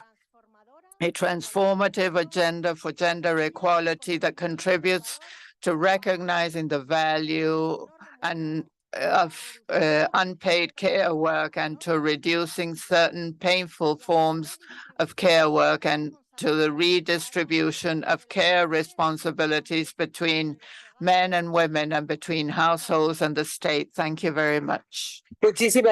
Thank you very much, ILO representative. And now I am happy to ask the representative from UFBA to take the floor.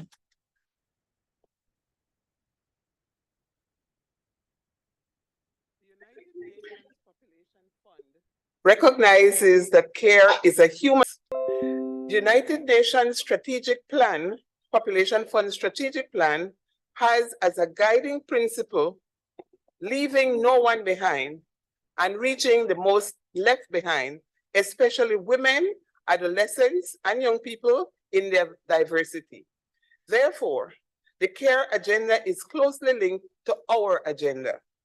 We believe that the care agenda should include a generational, intersectional, and intercultural approach, valuing community care work and recognizing that the main caregivers are women, young and old, indigenous, Afro-descendants, rural, and migrant women.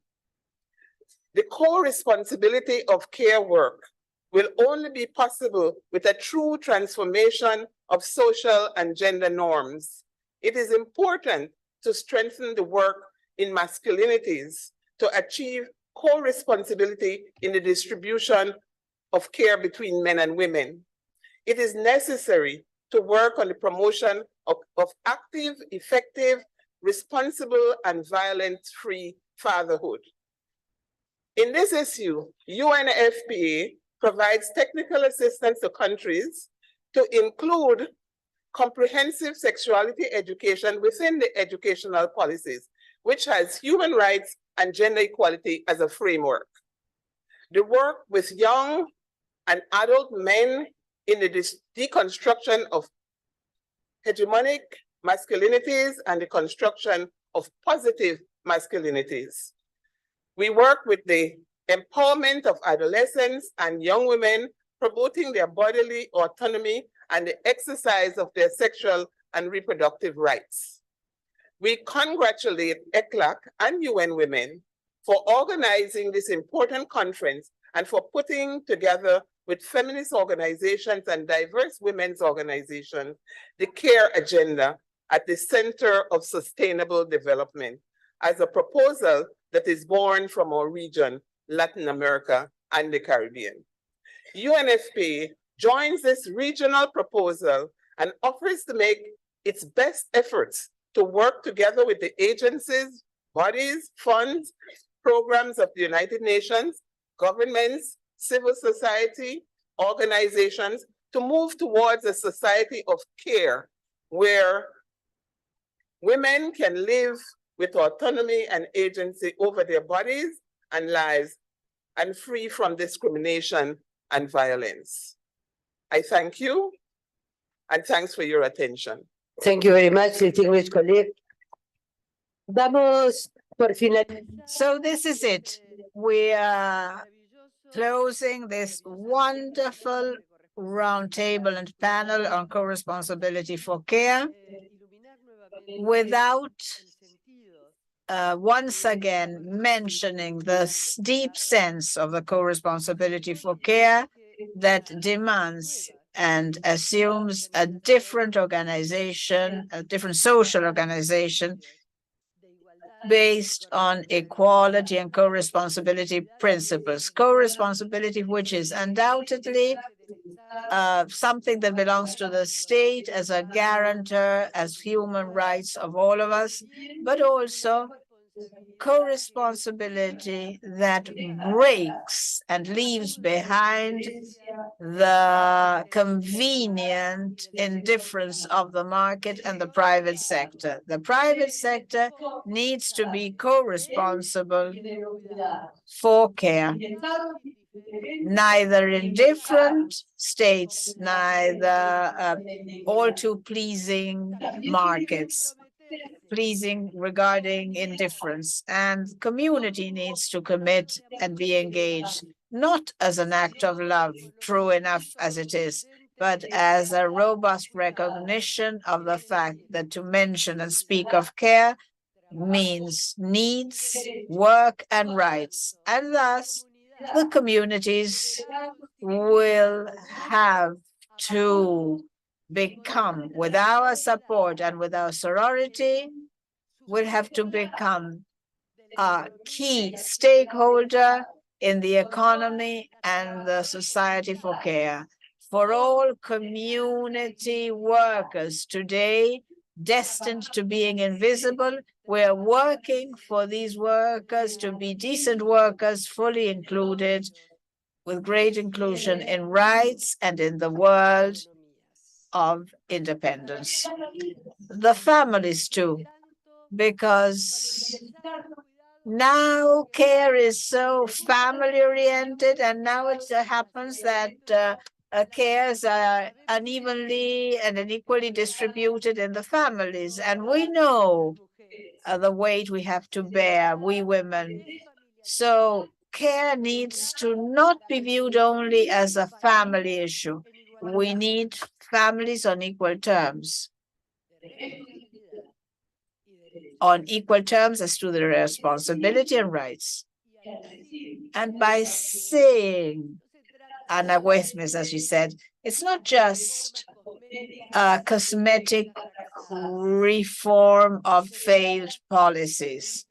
This is a civilizing change, because we've understood and we've assumed that this is not just an economic crisis. This is not just a financial crisis, not even a social crisis, not even a mere institutional crisis, a serious environmental crisis, a threatening crisis for peace. No, no. What we are facing, strong in our feminist principles and convictions, is an existential crisis.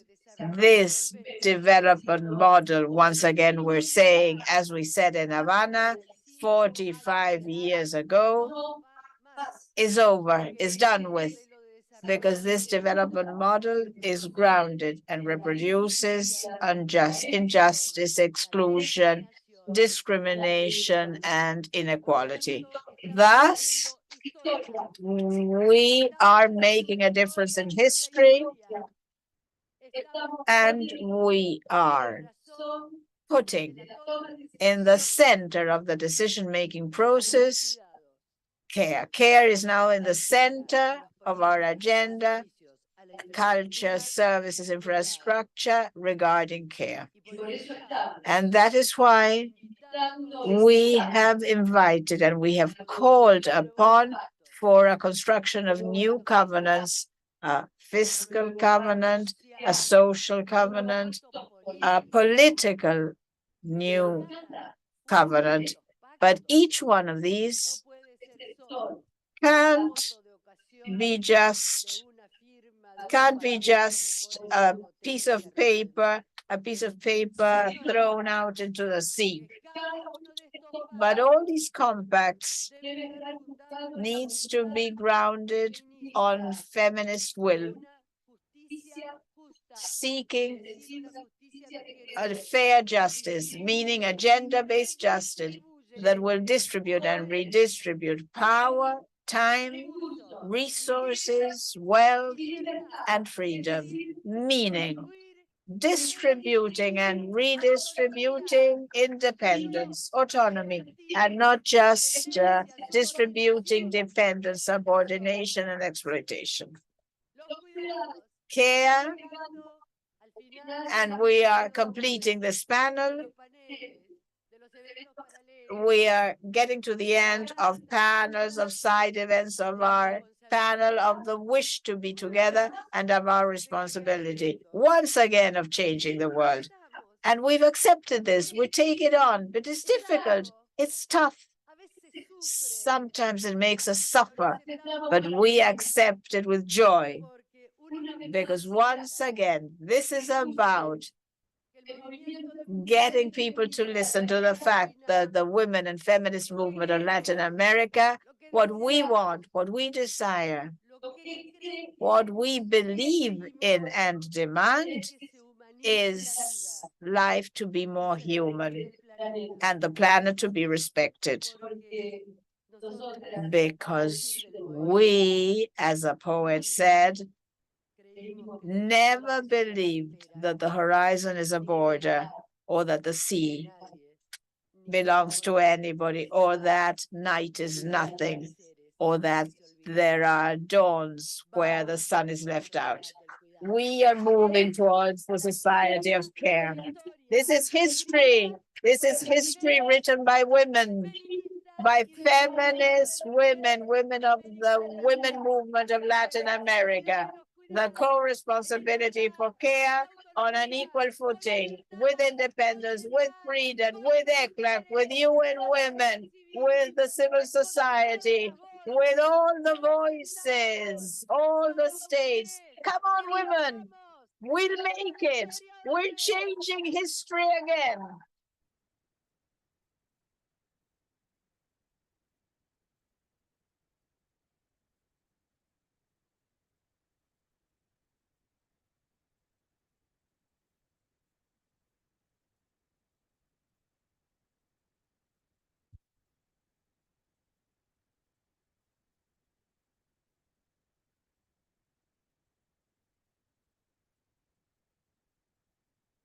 Ahora vuelvo a la moderación. Antes le voy a dar un abrazo a la María Noel.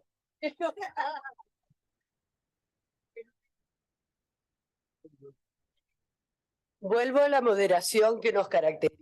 Well, now I'm going to go back to my moderator's duty that characterizes us. We're going to have coffee. We only have 15 minutes to do so. At 12:15, we will all meet here for the Buenos Aires Declaration.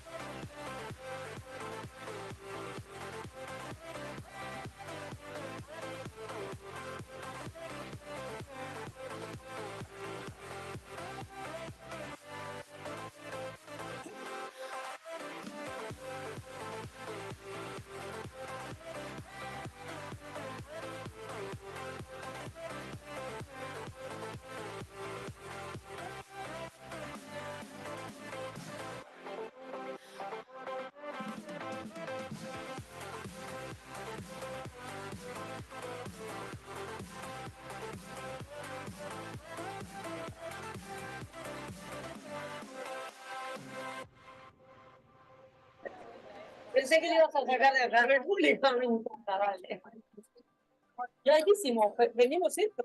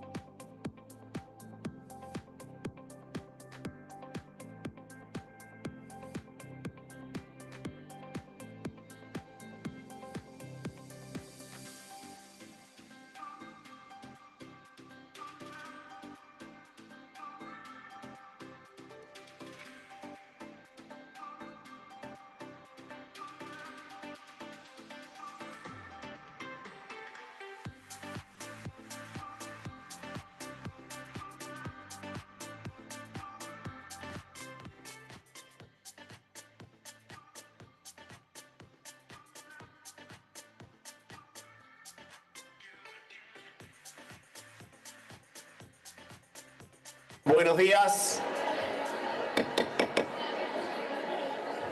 Good morning.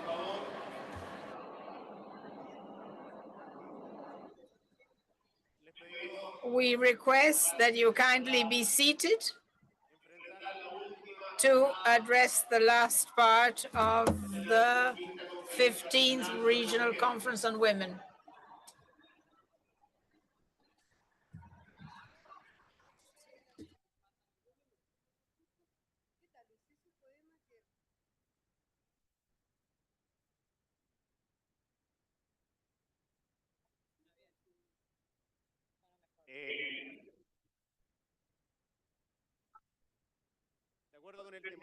According to the adopted agenda and today's order of the day, we should now be considering and adopting the agreements of the conference.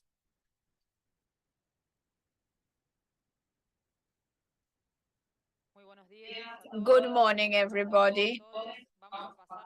So we shall now start the process whereby we will be adopting the declaration. The declaration will be put forward by the facilitator on behalf of the chair, Marita Percival. Good morning. In the first place, I would like to repeat once more that we are aware of the fact that this is history in history. Una vez más, las mujeres We are making history in history. Women, feminist women in our diversity of Latin America and the Caribbean. I'd like to thank for these days, while so many of you were sharing panels, roundtables, great ideas, great provoking utopias while you share the panels in the side events, while we all remembered and we could still feel our relentless commitment of the Feminist Forum, as well as the proposals of the Parliamentary Forum. We were there with the teams that each state appointed, but also with the Observatory of the civil society organizations and the Feminist Forum, working at what we hope will be soon the Buenos Aires Declaration, where we are once again on the verge of not only doing history, but in this region, which with the abuelas included the right to diversity regarding the Convention of the Rights of the Child, where we issued the declaration against forced abductions and the peace agreement and instruments such as Belén do Pará. From this region, we will issue what we agreed on yesterday. Thank you for your constructive spirit, for your good sense of humor, and the warmness with which we've shared hours and hours in that negotiation room. Allow me to begin by the title, and then I'd like to read some of the preambular paragraphs, because the first ones just mentioned treaties and instruments adopted and ratified by our states, human rights treaties. Buenos Aires commitment. Bearing in mind that the presiding officers of the Regional Conference on Women in Latin America and the Caribbean in the 61st region held virtually on September 29 and 30, 2021, agreed as an issue to be debated centrally in the 15th Conference on Women in Latin America and the Caribbean, the Society of Care Society, a horizon for sustainable recovery with gender equality. bearing in mind also the participatory process conducted in preparation for the 15th session of the Regional Conference on Women in Latin America and the Caribbean, in which contributions from the member states of the conferences, the agencies, funds, and programs of the United Nations systems, other intergovernmental organizations, and civil society organizations, particularly feminist and women's organizations and movements, were compiled and incorporated, recognizes the persistence of gaps between men and women in the labor market, wages, employment quality, and access to social protection and security, as well as a social organization that assigns paid and unpaid domestic work and care work to women, together with policies and care services that are inadequate to ensure gender co-responsibility and co-responsibility between the state, the market, families, communities, and individuals. Mindful of the unprecedented harmful effects of the coronavirus disease, COVID-19 pandemic, which has had a negative effect on the world's population and a disproportionately heavy impact on women, adolescents, and girls, by intensifying the structural obstacles to gender equality and resulting in massive job losses, rising informality and school dropout, thereby increasing the demand for care and the overburden of care work for women, adolescents, and girls, among other consequences, and at the same time has highlighted the decisive role of paid and unpaid care work for the sustainability of life. Concerned by the worsening economic and social and environmental situation resulting from multiple and interrelated international crises regarding energy, food, and financial crisis, the increasing challenges posed by global climate change, biodiversity loss, desertification, and the high level of public debt in many countries of the region, and the implications thereof for the progress made in gender equality, the guarantee of the rights of women, adolescents, and girls in all their diversity, the exercise of their autonomy, and the sustainable development of the countries of the region, agreed to. 1. Welcome the document, The Care Society, A Horizon for Sustainable Recovery with Gender Equality, which calls for a transition towards a new development model that prioritizes the sustainability of life and the planet, recognizes care as forming part of the human rights that are fundamental to the well-being of the population as a whole, ensures the rights of the people, ensures the right of the persons who require care, and as well as the rights of the people who provide care, and raises awareness of the multiplier effects of the care economy on well-being, and as a sector that can drive an inclusive, transformative recovery with equality and sustainability, and commends the Economic Commission for Latin America and the Caribbean through its Division for Gender Affairs for preparing that document too.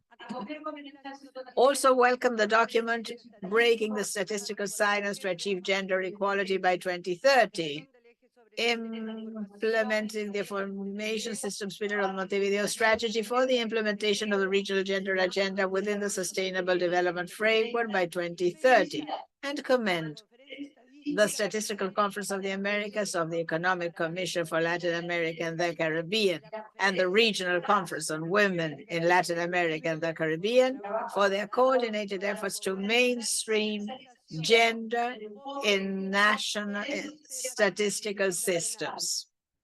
3, reaffirm the commitment to take all necessary and progressive measures to accelerate the effective implementation of the Beijing Declaration and Platform for Action and the Regional Gender Agenda, strengthening gender equality institutions and architecture through the prioritization at the highest level of machineries for the advancement of women and the mainstreaming of gender at the different levels and branches of the state by increasing the allocation of financial, technical, and human resources, gender budgeting, and monitoring and accountability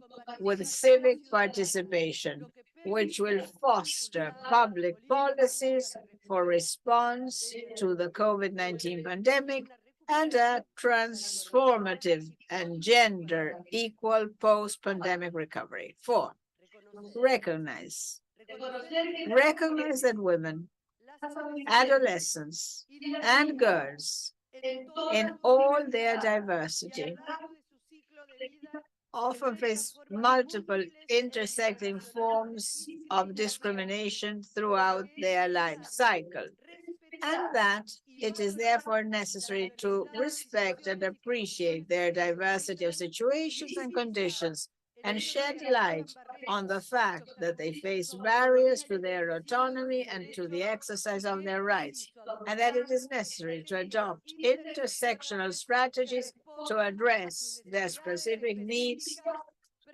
affording particular attention to the feminization of poverty in the region.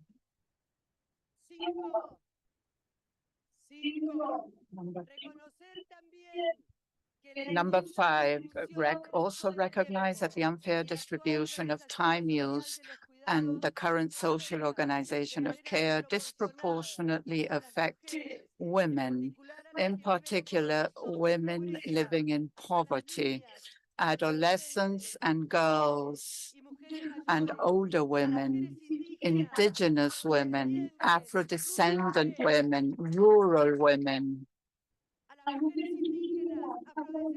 Again, indigenous women, Afro-descendant women, rural women, women with disabilities, women deprived of liberty, women living with HIV, migrants and refugees, as well as LGBTI plus persons, among others.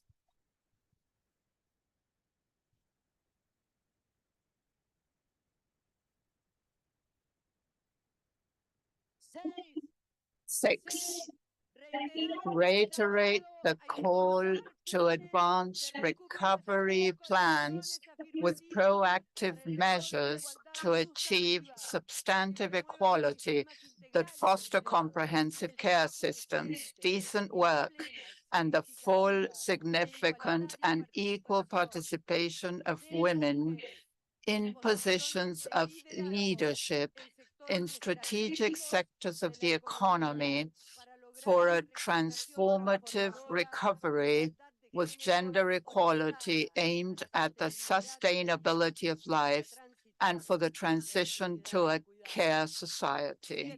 7, promote measures to overcome the sexual division of labor and move towards a fair social organization of care in the framework of a new development model that fosters gender equality in the economic, social, and environmental dimensions of sustainable development. 8, recognize care as a right to provide and receive care and to exercise self-care based on the principles of equality, universality, and social and gender co-responsibility, and therefore as a responsibility that must be shared by people of all sectors of society, families, communities, businesses, and the state, adopting regulatory frameworks and comprehensive care policies, programs, and systems with an intersectional and intercultural perspective that respect, protect, and fulfill the rights of those who receive and provide paid and unpaid care, that prevent all forms of violence in workplace and sexual harassment in formal and informal work. And that free up time for women so that they can engage in employment, education, public and political life, and the economy, and enjoy their autonomy to the full. 9, adopt regulatory frameworks that ensure the right to care through the implementation of comprehensive care policies and systems from a gender, intersectional, intercultural, and human rights perspective, and include joined-up policies on time, resources, benefits, and universal good quality public services in the territory. 10, design and implement state policies that favor gender co-responsibility and make it possible to overcome harmful sexist role stereotypes and norms through regulations aimed at establishing or broadening parental leave for the diverse forms of families, as well as other types of leave to care for dependent persons, including inalienable and non-transferable paternity leave. 11, promote co-responsible and non-violent masculinities with a view to transforming gender roles and stereotypes through the full participation of men and boys as strategic partners for achieving gender equality, including through education, communication, and awareness-raising programs. 12, consider valuing care work in measures of economic compensation and a fair distribution of assets in cases of dissolution of the marriage or cohabitation.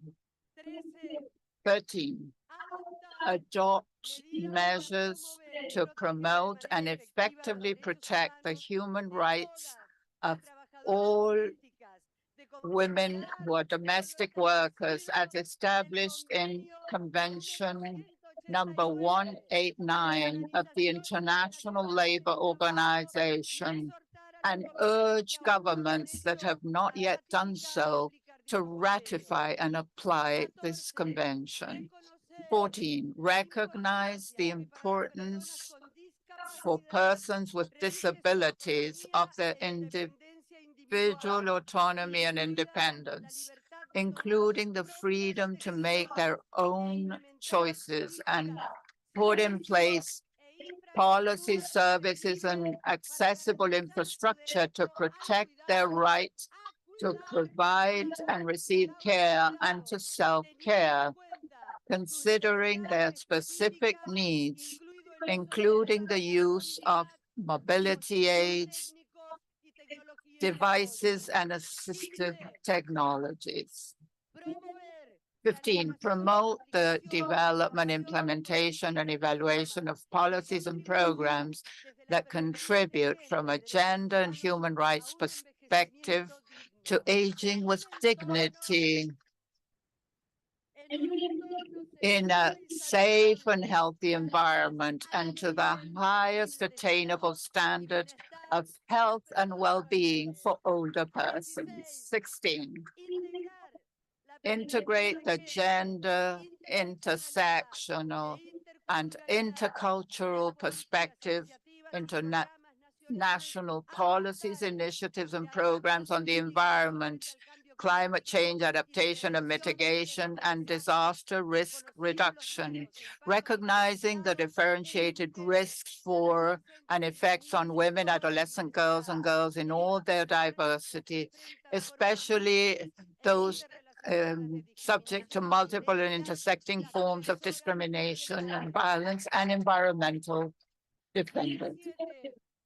17, promote women's participation in environmental decision-making and disaster risk reduction, and build the resilience and adaptive capacities of women, adolescents, and girls to respond to the adverse impacts of climate change and disasters, environmental degradation, and environmental pollution in cities and rural areas. 18, encourage coordinated work between national mechanisms for the advancement of women and other entities responsible for care policies and between the different levels and branches of government, establishing interagency coordination mechanisms with sufficient technical, human, administrative, and financial resources to strengthen the exchange of innovative practices and initiatives for the design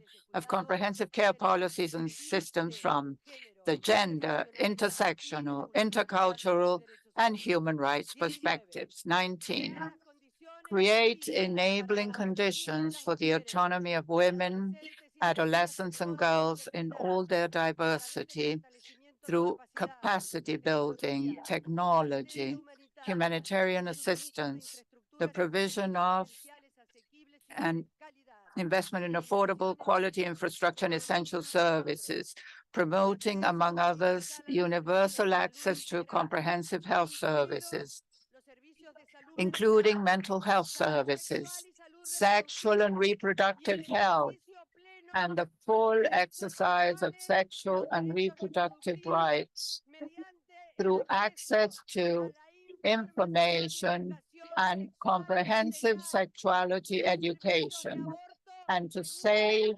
abortion services in those cases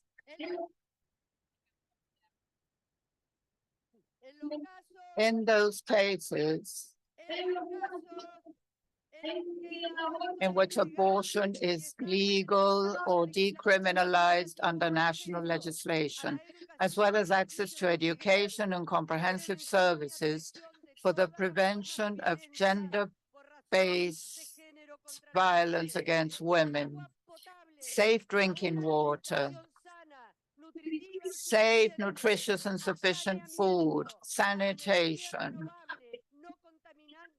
clean and affordable renewable energy, public transport, housing, social protection, and decent work for women.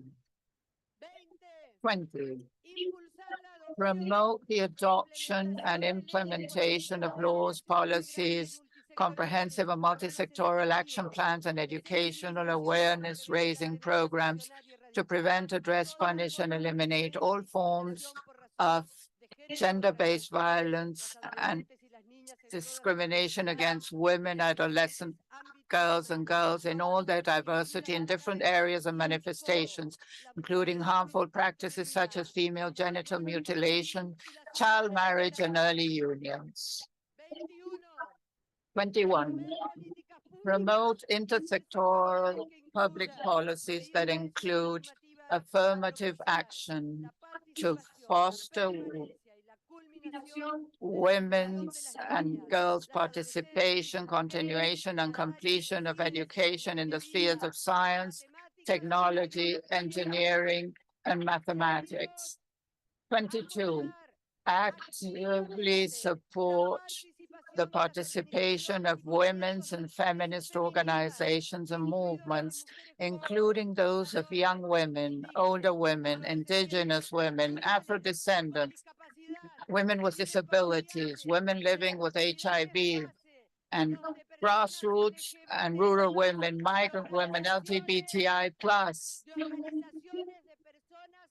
caregivers and dependent persons organizations, as well as trade unions, organizations of paid domestic workers, and community organizations and cooperatives in the design, implementation, and monitoring of care policies. 23, encourage a systemic change in the approach to migration from a gender, intersectional, intercultural, and human rights perspective to highlight the contributions made to societies by migrant, displaced, refugee, and asylum-seeking women and the elimination of the structural conditions that expose them to vulnerability in the migration cycle, including smuggling and trafficking in persons, particularly women and girls. 24, consider the adoption of cooperation agreements between countries of origin, transit, destination, and return of migrants, displaced, refugee, and asylum-seeking women, with special attention to women in global and regional care chains, fostering their full participation in decision-making. 25, encourage and strengthen the effective protection of the rights of all women's human rights defenders, particularly those working on issues related to the environment, land, territory, and natural resources, and adopt measures to integrate the gender, intersectional, and intercultural perspectives into the creation of a safe and enabled environment for the defense of human rights, to prevent all forms of discrimination and violence against these defenders, and to combat impunity by taking steps to ensure that human rights violations committed against them are investigated and that they have access to justice.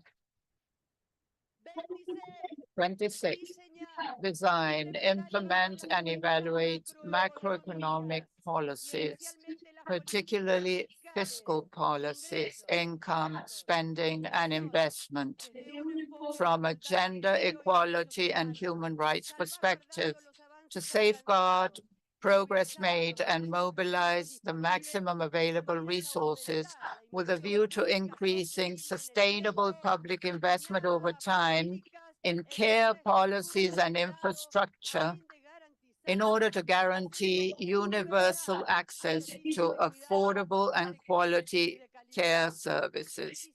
27, promote and adopt progressive fiscal policies, allocate budgets with a gender perspective, and implement specific financing mechanisms to ensure sufficient, non-transferable, sustainable resources that cover all levels and areas of public policy aimed at reversing gender inequalities and guaranteeing the rights of women, adolescents, and girls, including the right to care.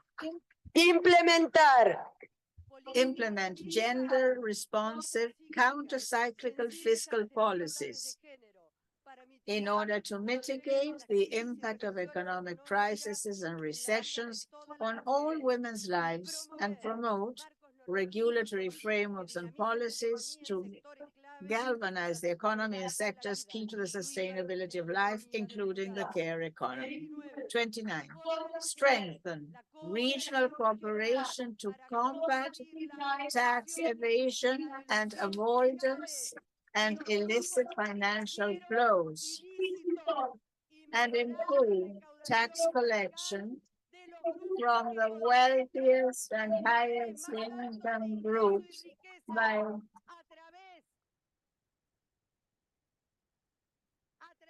by introducing corporate income, wealth, and property taxes, among others, in order to have greater resources for gender equality policies, including care policies and systems.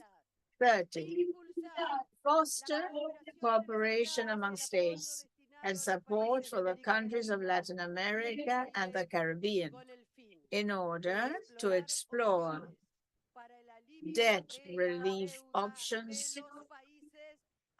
for highly indebted countries and promote solutions to address debt overhang and secure the necessary resources for the implementation of the regional gender agenda and the 2030 Agenda for Sustainable Development. 31, ensure that fiscal adjustment measures or budget cuts aimed at addressing economic slowdowns are in line with the principles of human rights and non-discrimination, avoiding, in particular, cuts to programs and supports that will increase poverty rates among women and their burden of unpaid and care work. 32, promote gender mainstreaming in national statistical systems through coordinated work between bodies that produce and use information, and guaranteeing the allocation of a sufficient budget and the periodicity of measurements and the dissemination of information. 33, also promote the adoption of a gender, intersectional, and intercultural perspective in the production and use of statistical information, which will shed light on the multiple and interrelated forms of discrimination and violence against women, adolescent girls, and girls in all their diversity and throughout their lives, as well as a territorial perspective that fosters the integration of statistical and geo-referenced information to identify the demand and supply of care in the territories. 34, encourage the measurement of the multiplier effects of boosting the care economy in terms of labor market participation by women and their diversity, and of well-being, redistribution, economic growth, and the macroeconomic impact of the care economy, including through the periodic measurement of time use, needs and demand for care in diverse territories. Valuation of unpaid work in national accounts, cost estimation and calculation of the investment and return related to care policies and systems. 35, promote measurements of well-being that complement gross domestic product and which ensure that care work is made visible and valued in accounts for the economy as a whole within the framework of the 2030 Agenda for Sustainable Development. 36, encourage sub-regional, regional, and multilateral cooperation programs through North-South, South-South, and triangular cooperation modalities, as well as between national mechanisms for the advancement of women that promote gender equality, women's autonomy, the prevention and elimination of all forms of gender-based violence against women, including human smuggling and trafficking, particularly of women and girls, and the right to care. 37, reaffirm the fundamental role played by non-governmental organizations, particularly women's, 37, reaffirm the fundamental role played by non-governmental organizations, particularly women's and feminist organizations and movements, and those of indigenous women, Afro-descendant women, rural women, women with disabilities, women living with HIV, migrant women, young women, and LGBTI plus persons, and those of women defenders of human and environmental rights, and promote exchanges and partnerships between these organizations and with the state to ensure progress towards achievement of the goals set forth in the Beijing Declaration and Platform for Action, the 2030 Agenda for Sustainable Development, and the Regional Gender Agenda, fostering the conditions for their participation, addressing cultural or linguistic barriers, and identifying and pursuing sources of financing. 38, express solidarity with women, adolescents, and girls in all their diversity in conflict situations around the world, and called for the promotion of multilateral cooperation to implement the provisions of international humanitarian law and to maintain international peace and security in compliance with Security Council Resolution 1325 of 2000 and other resolutions relating to the women, peace, and security agenda.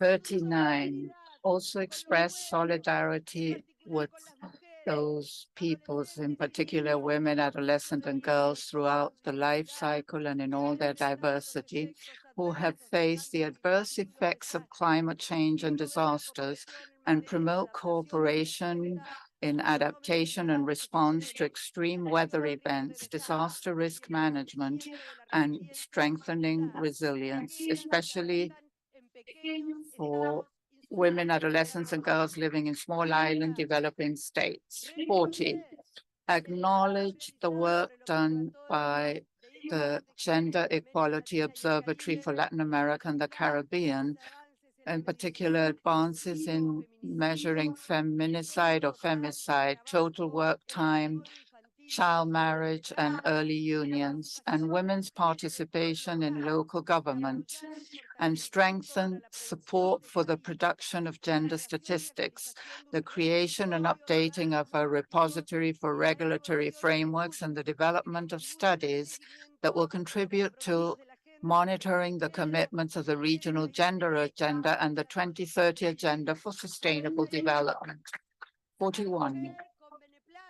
Welcome the Parliamentary Forum held within the framework of the 15th Regional Conference on Women in Latin America and the Caribbean, and urge future host states of the conference to promote similar initiatives that strengthen interparliamentary partnerships to advance the legislative agenda of the states in line with the regional gender agenda. 42. Also welcome the Feminist Forum and the Youth Forum held in the framework of the 15th Regional Conference on Women in Latin America and the Caribbean. 43. Instruct the Economic Commission for Latin America and the Caribbean in its capacity as Technical Secretariat of the Regional Conference on Women in Latin America and the Caribbean, that in coordination with the United Nations Entity for Gender Equality and the Empowerment of Women and other United Nations agencies, funds, and programs, to prepare a document on guiding principles for the design of care policies from a gender, intersectional, and intercultural perspective within the framework of human rights. 44. Request the Economic Commission for Latin America and the Caribbean in its capacity as Technical Secretariat of the Regional Conference on Women in Latin America and the Caribbean to provide cooperation in partnership with the United Nations Entity for Gender Equality and the Empowerment of Women for advancing in the implementation of the measures contained in the Montevideo Strategy and of the commitments undertaken at this session of the conference. 45. Report voluntarily at the meetings of the presiding officers of the Regional Conference on Women in Latin America and the Caribbean on progress in the implementation of this commitment as a part of the Regional Gender Agenda and the measures of the Montevideo Strategy. 46. Urge the developed countries, the agencies, funds, and programs of the United Nations and other relevant stakeholders to contribute financial resources and to cooperate in capacity building with a view to accelerating the application of the Montevideo strategy and the commitments undertaken at this session of the conference, taking into account the particularities of the least developed countries, small island developing states, landlocked developing countries, and middle-income countries. 47, encourage once again the governments of Latin America and the Caribbean and of other regions, developed countries, the agencies, funds, and programs of the United Nations and other relevant stakeholders to contribute financial resources to ensure the sustainability of the regional fund in support of women's and feminist organizations and movements, and thank Mexico and the United Nations Entity for Gender Equality and the Empowerment of Women for their cooperation with the fund through the first call for grants launched by the United Nations Entity for Gender Equality and the Empowerment of Women in its capacity as administrative body. 48, reject unilateral coercive measures, which are a violation of human rights, including the right to development and generate social inequalities with disproportionate impacts on the lives of women and girls that are worsened in times of crisis. 49, recognize the Global Alliance for Care launched in June 2021 by Mexico with the support of the United Nations Entity for Gender Equality and the Empowerment of Women as a co-creative multi-stakeholder forum in which governments, international organizations, civil society, academia, the private sector, philanthropic organizations, trade unions, and caregivers and national, regional, and international youth and feminist networks can share experiences and good practices to make progress in the agenda for the right to care at the global level, recognizing that some countries of the region are already part of it and inviting other countries of the region to join this initiative. 50. Paragraph 50. Welcome the general recommendation number 39 of 2022 on the rights of indigenous women and girls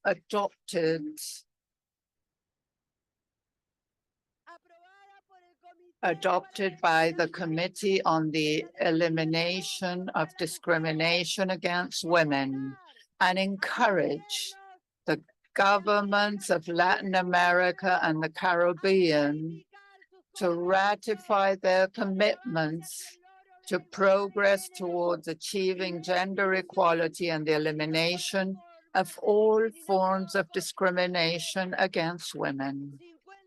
51, commend the Economic Commission for Latin America and the Caribbean and the United Nations Entity for Gender Equality and the Empowerment of Women for the joint work carried out within the framework of the Regional Conference on Women in Latin America and the Caribbean, a regional forum for discussing and building the regional gender equality agenda ahead of the sessions of the Commission on the Status of Women, and request the chair of the conference to convey the outcomes of this subsidiary body of the Economic Commission for Latin America and the Caribbean in the subsequent sessions of the Commission on the Status of Women. 52, acknowledge the government of Chile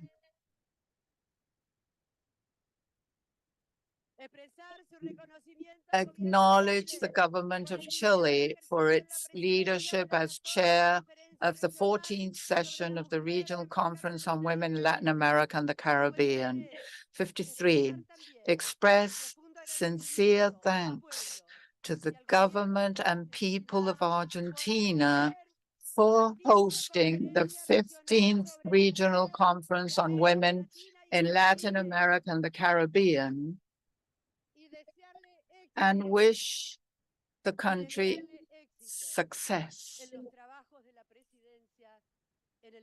as chair of the next conference. 54. Welcome the offer of the government of Mexico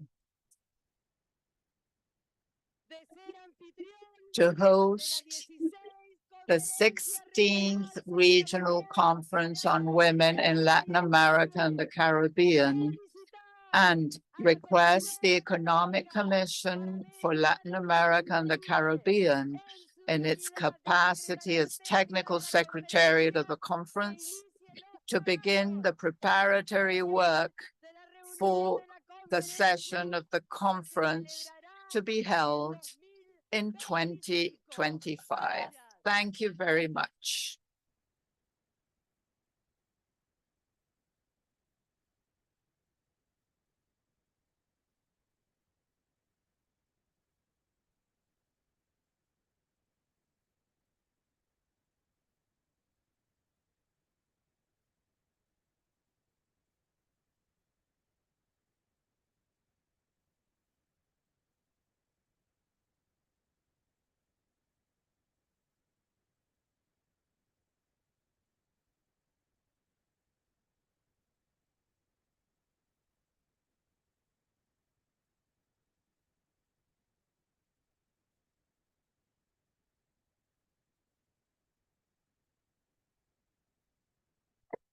Les pedimos un minuto para seguir.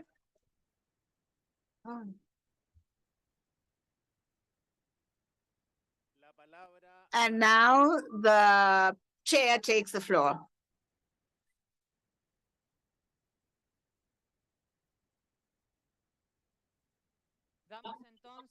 We shall then adopt the Buenos Aires commitment.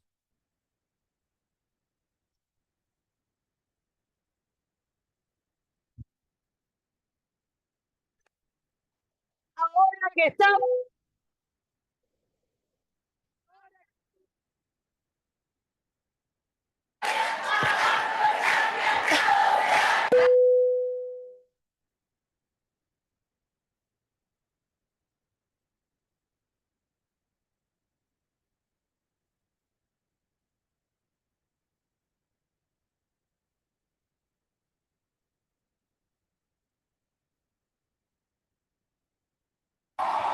They're shouting and saying, long live feminism, feminism will conquer.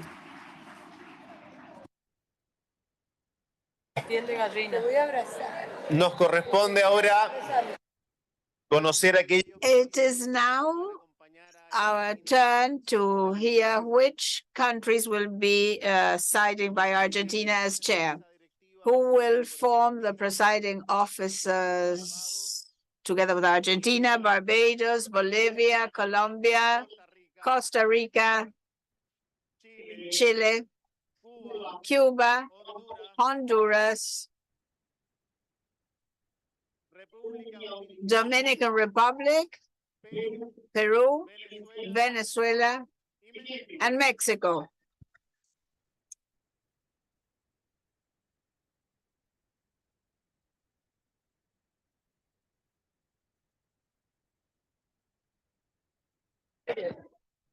Damos entonces por aprobada la mesa de... The presiding officers have then been adopted.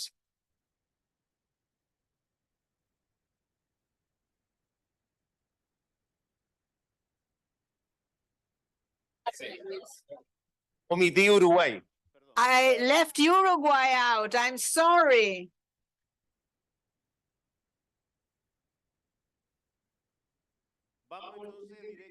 So let us go straight to the closing of this 15th conference. In the first place, we have a video by Amina Mohamed, Deputy Secretary General of the United Nations, regarding the closing of this meeting. Dear Jose Manuel Salazar, Executive Secretary of ECLAC. Dear Maria Noel Baeza, Regional Director for the Americas and the Caribbean of UN Women. And dear Aileen Mazina, Minister of Women, Gender and Diversity of Argentina. Your Excellencies, distinguished delegates, ladies and gentlemen, it is a deep honor to close the 15th Regional Conference on Women in Latin America and the Caribbean. For 45 years, the region's governments and feminist activists have gathered for this conference. This year, we have a fresh opportunity to move our work forward in an ambitious way through the regional gender agenda. The agenda provides a roadmap to advance women's rights and achieve gender equality, including through the full recognition of care work as an indispensable element of an inclusive and resilient society. The unequal distribution of care work, the absence of care services, and the failure to recognize the social value of domestic work directly undermine gender equality. These factors limit women's labor participation and education. They hinder women's political participation, and they can exacerbate gender-based violence. Despite the fact that women and girls have played a vital role as frontline defenders in the fight against COVID-19, they're receiving less than adequate support. Excellencies, now is the time to reverse these harmful trends by developing comprehensive care systems to redistribute time, power, and resources in the name of true gender equality. In particular, we need adequate finance. Countries across this region are already struggling with debt and rising inflation, prevented needed investments in women and girls. That's why the Secretary General has called for a massive SDG stimulus initiative to create additional fiscal room for vulnerable countries. This includes urgent debt relief, a new round of special drawing rights, and the recapitalization of multilateral development banks. And the Global Accelerator on Jobs and Social Protection for Just Transitions can play a critical role, ensuring that women and girls are protected through universal social protection and are first in line to benefit from the creation of decent jobs. At every step, we need the full participation and leadership of women and girls. As activists, workers, entrepreneurs, and leaders across all walks of life, from the halls of government to the boardrooms of business, to the laboratories of science, to the green care and digital economies. The United Nations is proud to walk this journey with you. Building on the outcomes of this conference, let us recommit our energies to achieving true gender equality, and let's get there together. Thank you.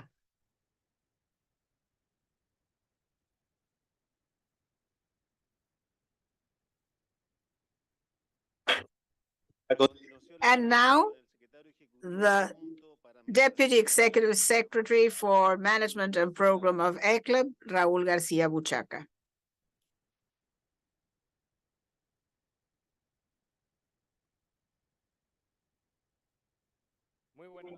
Good afternoon, everybody. Dear Aileen Mazina, Minister for Women, Gender and Diversity of Argentina. Dear friend Maria Noel Baeza, Regional Director for the Americas and the Caribbean of UN Women.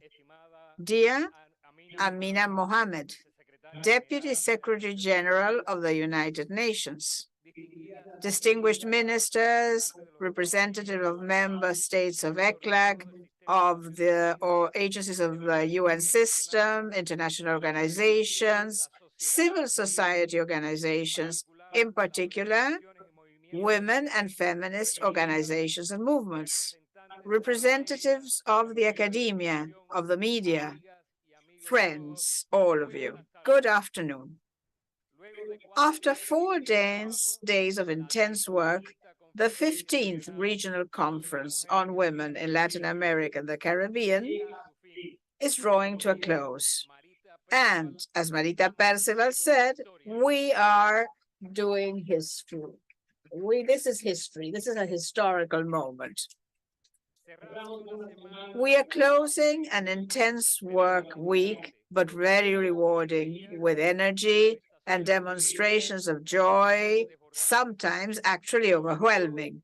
But above all, it draws to an end with the clarity of a shared objective, of a common horizon, which is the fruit of our work, not only of those who are here, but of the voices of so many women that strengthened this regional gender agenda for over 45 years.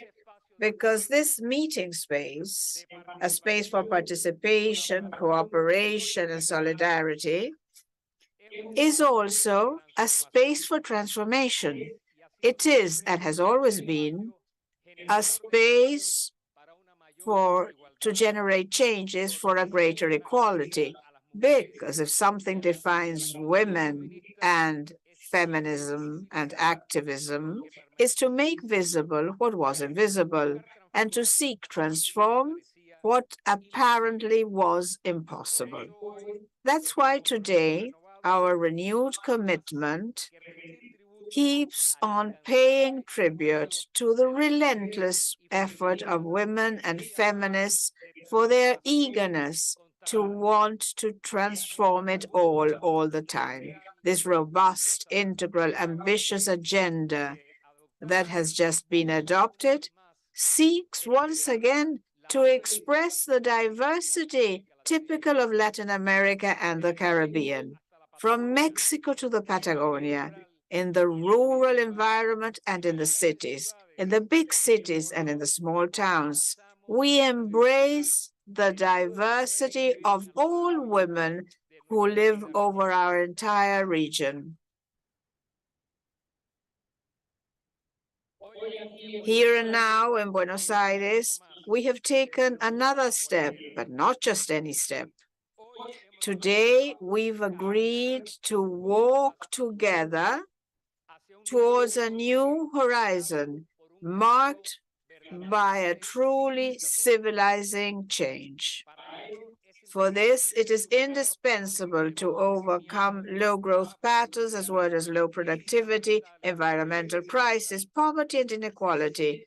We can feel Raúl Prebisch very much alive when we remember him and how he used to say that in Latin America, we must relentlessly renew our thoughts vis-a-vis the realities that challenge us. And that is why we need to seek painstakingly to use the concepts at the service of actions to address inequalities in our societies. It is precisely in this way that we are convinced that the Care Society proposed to go on rendering feminist efforts for transformation and changing our civilizing vision. As the tradition says in all conferences, we have presented a main position paper under the heading The Care Society, a Horizon for Sustainable Recovery with Gender Equality, which is a thorough X-ray of where we are as a region regarding care. It presents data and information that upholds the urgency of implementing a change in the style of development to acknowledge the interdependence between people, between productive processes, society, and the environment. It also addresses funding strategies that are indispensable to reverse gender inequalities and to guarantee the rights of all women, girls, and young people. But this is more, we didn't stop here, not at all. We presented two other publications. Then we had the document Financing Care Systems and Policies in Latin America and the Caribbean, Contributions for a Sustainable Recovery with Gender Equality, presented and drafted by ECLAC and UN Women, trying to be inspiring to move into action. And because we know that the IT systems are key to design evidence-based public policies, we drafted the third document that we discussed yesterday on breaking the statistical silence to achieve gender equality by 2030. This is about the first joint document drawn up by two regional conferences of ECLAC, the Regional Women Conference in Latin America and the Caribbean, the Statistical Conference of the Americas, both by ECLAC. The Executive Secretary, Jose Manuel Salazar, was clear in this regard. Measuring time destined to care is fundamental to improve the life of millions of women and girls. We know well that the current scenario is particularly challenging. The global financial crisis, the tensions due to the hegemony of worldwide economy, the pandemic, the war, the revival of inflation in a context in which the environmental emergency is worsening and the technological revolution is accelerating, and it all has brought on cascading crises. So that the climate change, the crisis regarding health, employment, education, food security, energy, and cost of life, all of them together have increased the inequalities in all their expressions in the region and have exposed the structural gaps that we've been dragging on during centuries. These gaps are interwoven with the sexual division of labor and affect, in particular, the autonomy and rights of women.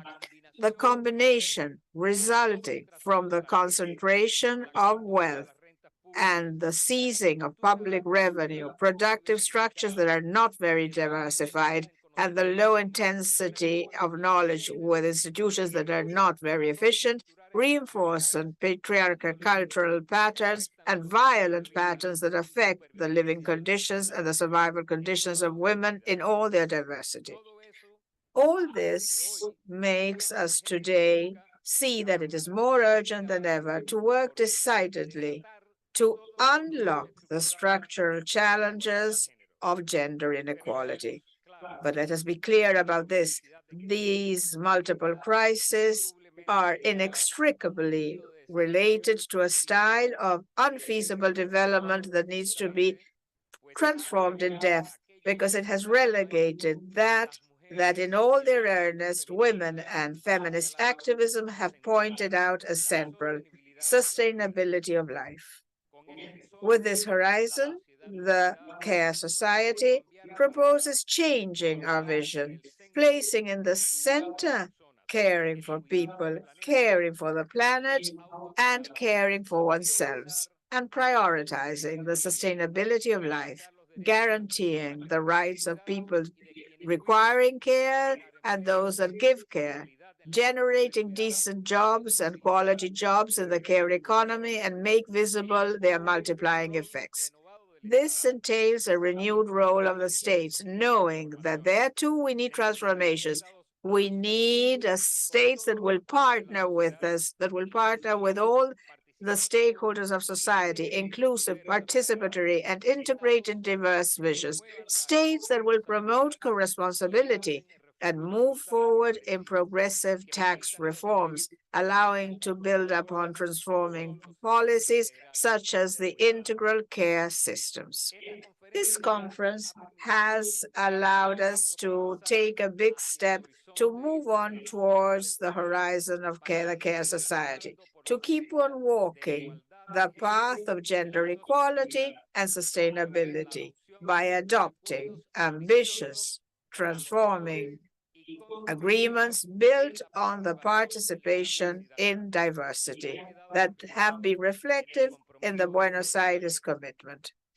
I thus celebrate that all your voices of the governments, of civil society, have been heard strongly in these days of the conference and prior to the conference at the Feminist Forum and the Parliamentary Forum.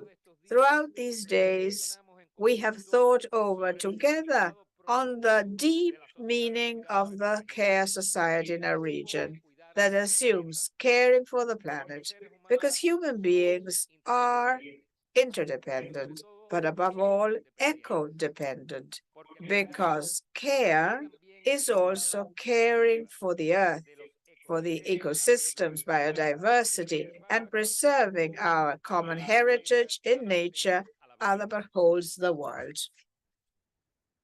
and life.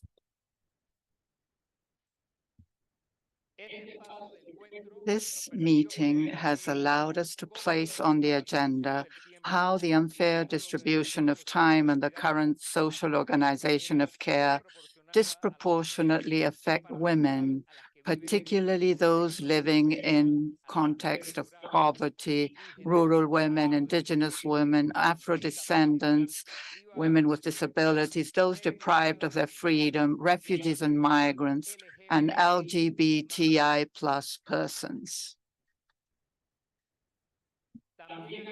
It has also become clear that to truly close the gender and inequality gaps, policies must be designed and implemented from the perspectives of gender, intersectionality, interculturality, and human rights.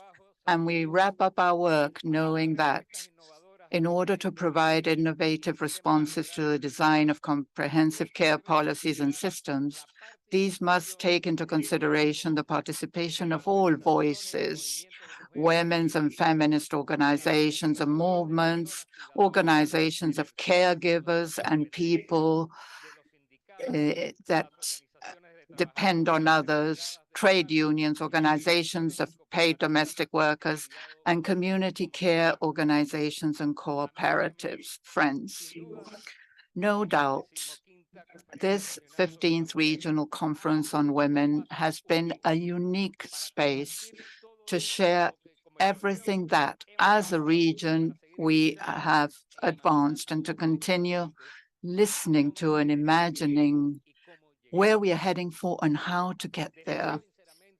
I sincerely wish to express my gratitude on behalf of ECLAC and on my own behalf for the agreements reached in the Buenos Aires commitment. It is indeed a broad and substantive navigation chart, a set of agreements that will guide the necessary political actions and decisions that are urgent to address the multiple crises and their impacts. Nowadays, we go out again to the region and to the world with the pledge and the responsibility to continue working for gender equality and for the autonomy of women in all areas of sustainable development. We arrived at this commitment with the participation of 18 delegations from Latin American countries, 8 delegations from the Caribbean, and 4 delegations from non-regional member countries of ECLAC.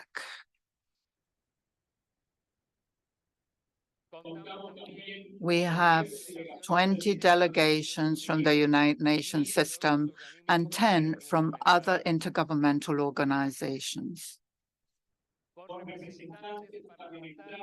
Parliamentary representatives from 13 countries in the region and over 750 accredited civil society representatives. 750 have registered. Convening all these people have allowed us to coordinate the experience of women who for many years have been showing the way forward with the strength of the young women who are already showing us in what direction we should go and how we should continue working into the future. We therefore welcome this collective agreement to design and enforce state policies that favor gender co-responsibility and allow us to overcome sexist stereotypes.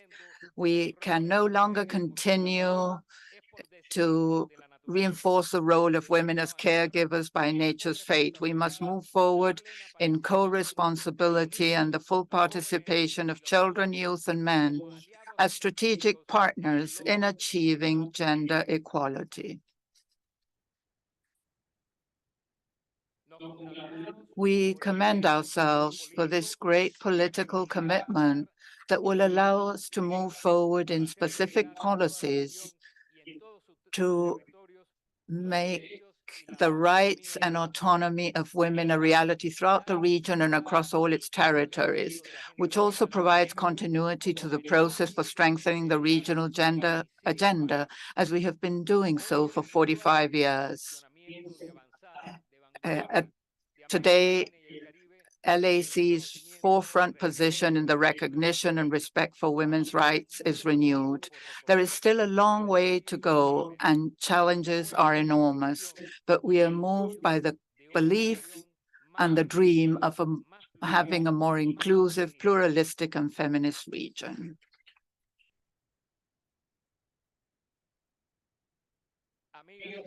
Friends, I would now like to thank you for the contributions and inputs to this forum.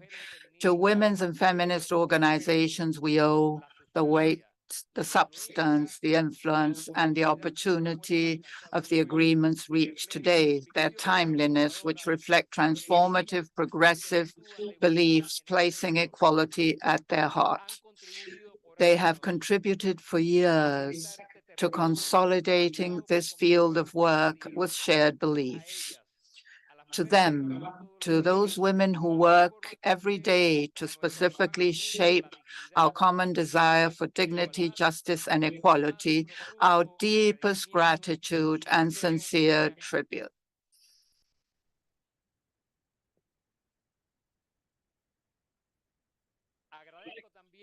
I also thank the government of Chile through Minister Orellana for these 3 years of work and achievements as chair of the 14th Regional Conference on Women and the presiding officers.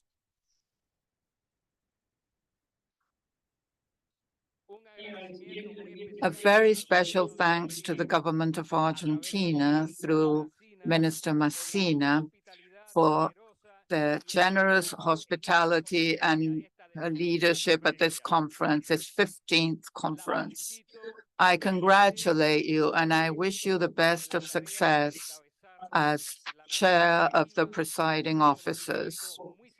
And a very sincere acknowledgement goes to the professionalism and kindness and hospitality of the entire team of this marvelous host country, which is Argentina, that have made us feel at home during this week here in Buenos Aires.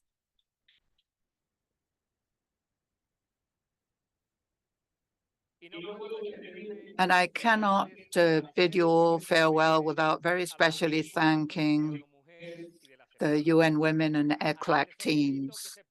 I ask you to please stand up, please, to recognize all the work done to make this conference a great success.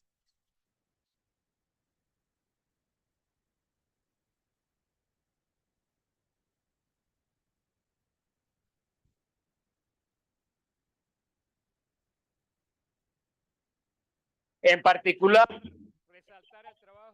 I would like to highlight the work of my colleagues at ECLAC from each of the divisions and units, the conference unit, the information and communication technology section, the public information unit, the documents and publications division, and along with them, the interpreters, including sign language interpreters, that allow us to be a lot more inclusive.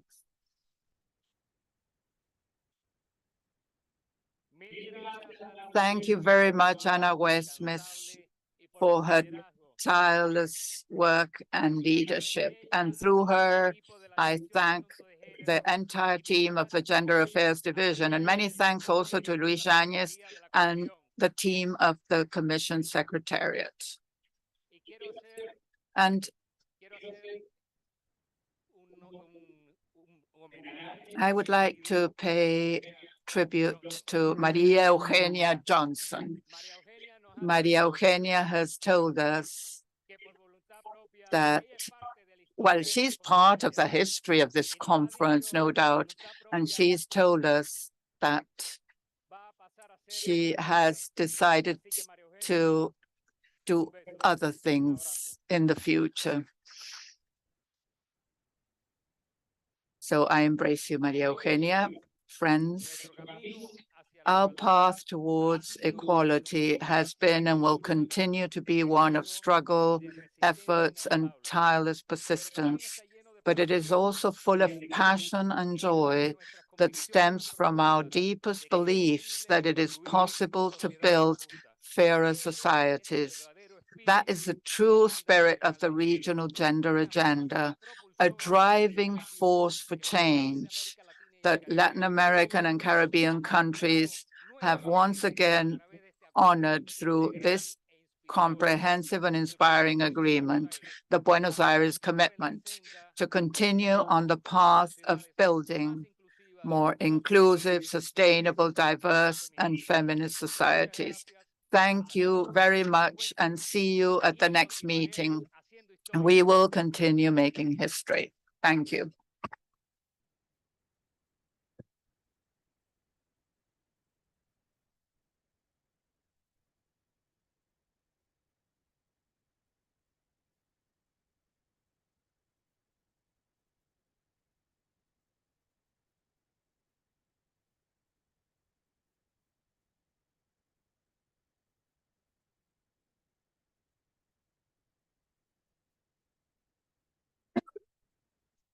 Muy bien. A continuación, And now, Maria Noel, the Regional Director of UN Women, has a few words to share with us. Bueno, Okay, the day has come. We have the Buenos Aires commitment. This is marvelous indeed. It's very moving for me to wrap up this 15th regional conference after 45 years, knowing that from now onwards, we have marvelous venues, Mexico, Colombia, Cuba. This must be the only UN conference that already has its venue for the next almost 45 years, I could say. This shows this marvelous commitment that was expressed at this conference of all governments that are attending. Congrats to the ministers, to the presidents of gender identities that have really undertaken this commitment of going back to their countries and sitting down to speak to the ministers of finance to obtain resources. Well, first of all, I would like to thank and congratulate our new chair, Azelén Macina, Minister for Women, Gender and Diversity of Argentina, to the President of Argentina, who came to tell us what Argentina is doing in moving towards not only gender equality, but the equality of diversities. I want to commend the Argentine government for the progress it has made. Madam Chair, you can count on us, on UN Women, ECLAC, and on the whole of the UN system to support you during your chairmanship. And very especially from deep down in my heart, I would like to very especially thank my dear friend Marita Percival, Secretary for Equality Policies of Argentina. It is an honor really to work with you. Thank you so much for giving all you have given to us and making this Buenos Aires conference come true. I would also like to very warmly greet Antonia Orellana, our former chair, dear Minister. It's been a pleasure working with you. We really need to commend each other because in June we celebrated the 45th anniversary of this conference. It's the only one worldwide. Don't forget this when you go back home. We are at the forefront to continue promoting the rights of women, gender equality, and now in this innovation of care systems, moving towards a care society.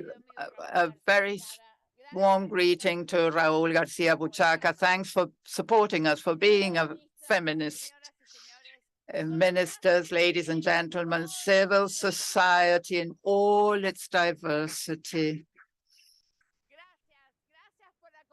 Thank you for being with us all week long since the Feminist Forum.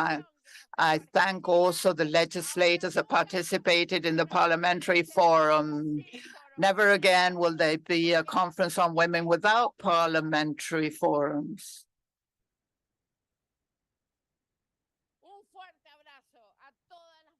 A big hug to all women in their diversity. That is what we need at UN conferences, a vibrant civil society in all its diversity, taking into account intercultural aspects. I mean, you're all here and you've all led us to think and work differently to the UN. I want to thank you for that. And I thank you because the UN is more inclusive and relevant nowadays. Thank you very much.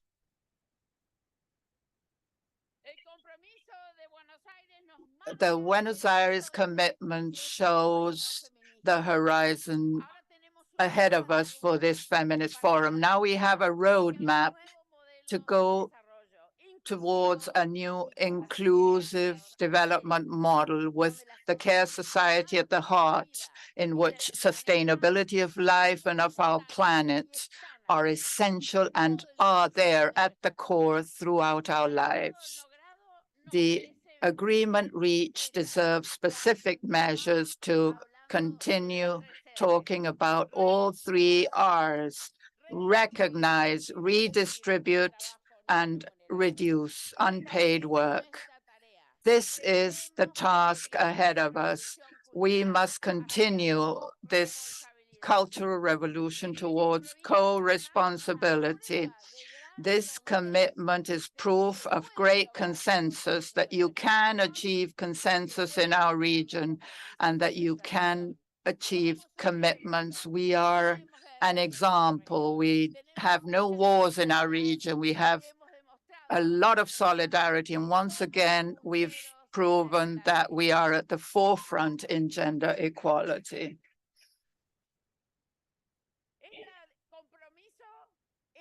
This commitment refers to what we have to do, but as from today, we have to work on the how to go about it. And to work on how to go about it, I want to convey three key messages. The first is that we have to ensure good governance for comprehensive care systems and build an interinstitutional architecture with political and social dialogue that implement care-oriented actions, ensuring that care systems fully mainstream the gender approach, have it at its heart, as well as an intersectional, intergenerational, and intercultural perspective. To this end, it is essential for civil society organizations to be a part of the governance systems. The second message is that we need a legal basis that provides for the right of people to provide care, to be cared for, and to self-care through regulatory frameworks and public policies. We need that political will, and we also need parliamentarians to help us with adopting these legal frameworks. And thirdly, we need financing. We cannot create and uphold comprehensive systems without ensuring the supply of the necessary resources. At this conference, we have put forward proposals to reinforce financing through different measures, such as general revenue, insurances, mixed or blended funds, contributions, and so on.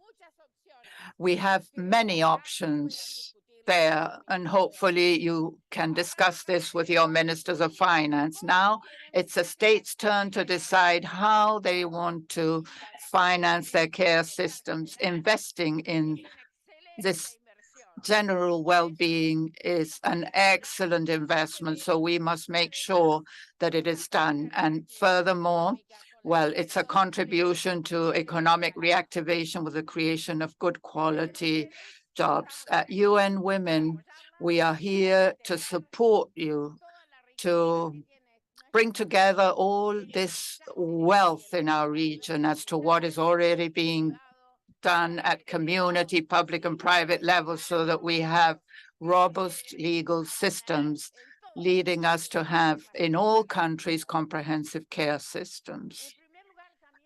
And I would also like to thank the government of Mexico, because knowing that we are going to be there next time makes us feel very proud of Mexico's path under the leadership of Nadine Gassman to implement all these ideas in her country.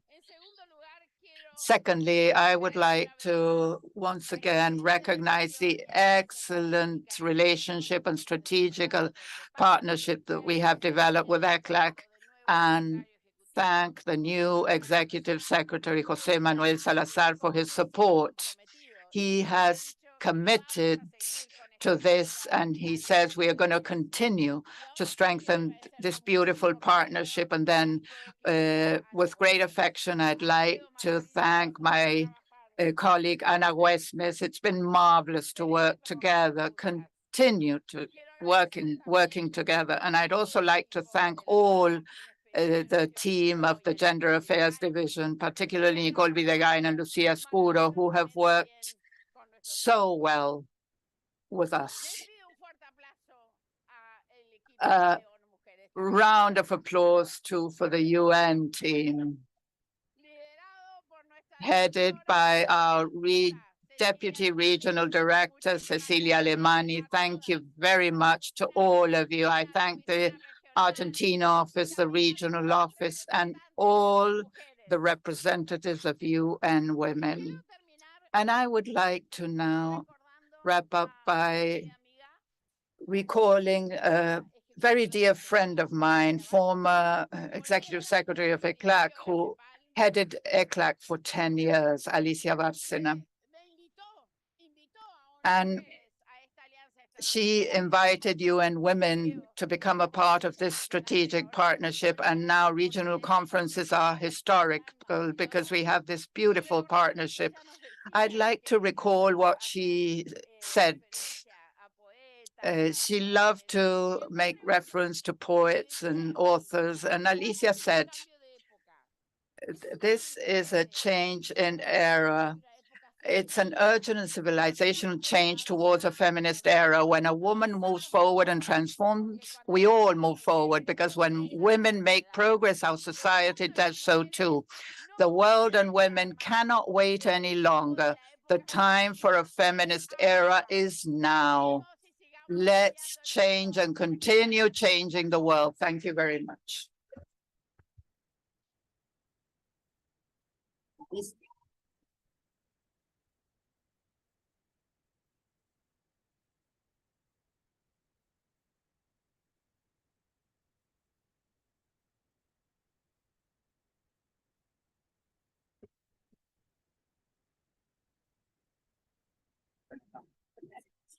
Bien, para cerrar. To close this opening ceremony, I'd like the chair of the conference to take the floor, the Minister Angeline Massini. Thank you.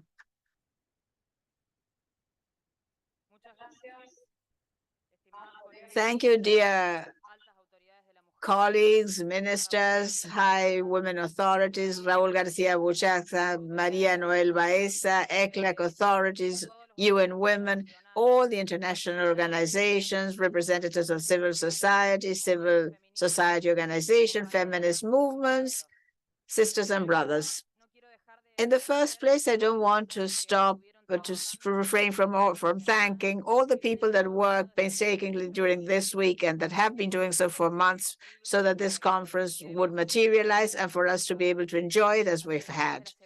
The ECLAC teams, UN Women, the Foreign Office from Argentina, the Ministry for Gender and Diversity of the Argentina, the International Relations Division, and in particular, the Marita Percival, the Secretariat for Women and Diversity.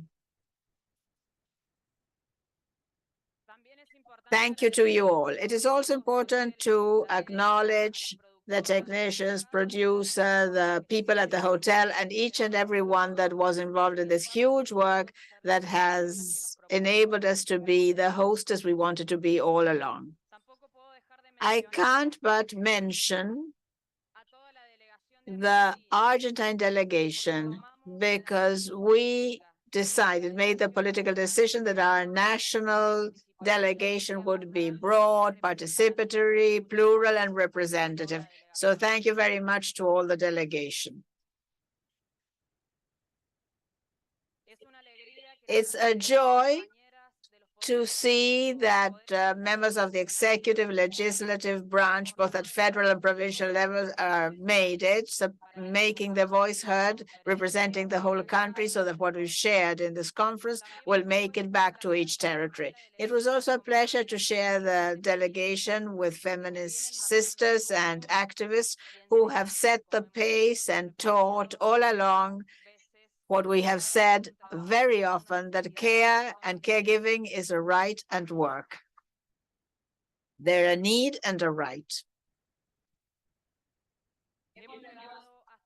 We have made it here, having walked through the whole country, and this is the result of a journey walked all along with regional fora, acknowledging the different experience and visions that were summed up in a common position and a big national encounter, coming and meeting all in the 15th Regional Conference.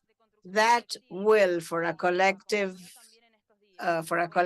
operation, was with us all these days. That's why, sisters and brothers, I am happy and I rejoice by saying that we have a Buenos Aires commitment, and that is thanks you all. Thanks to you all.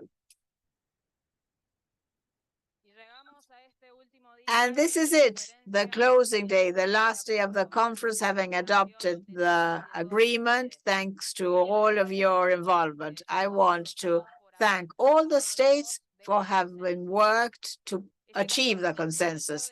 This commitment fed from all the spaces of the conference: the Feminist Forum, the Parliamentary Forum, the Youth Forum, the contributions from the high-level dialogues, the panels, the states, the organizations, the feminist movements, unions, the academia, the international organizations, as well as all the side events that allowed to elaborate on all those debates.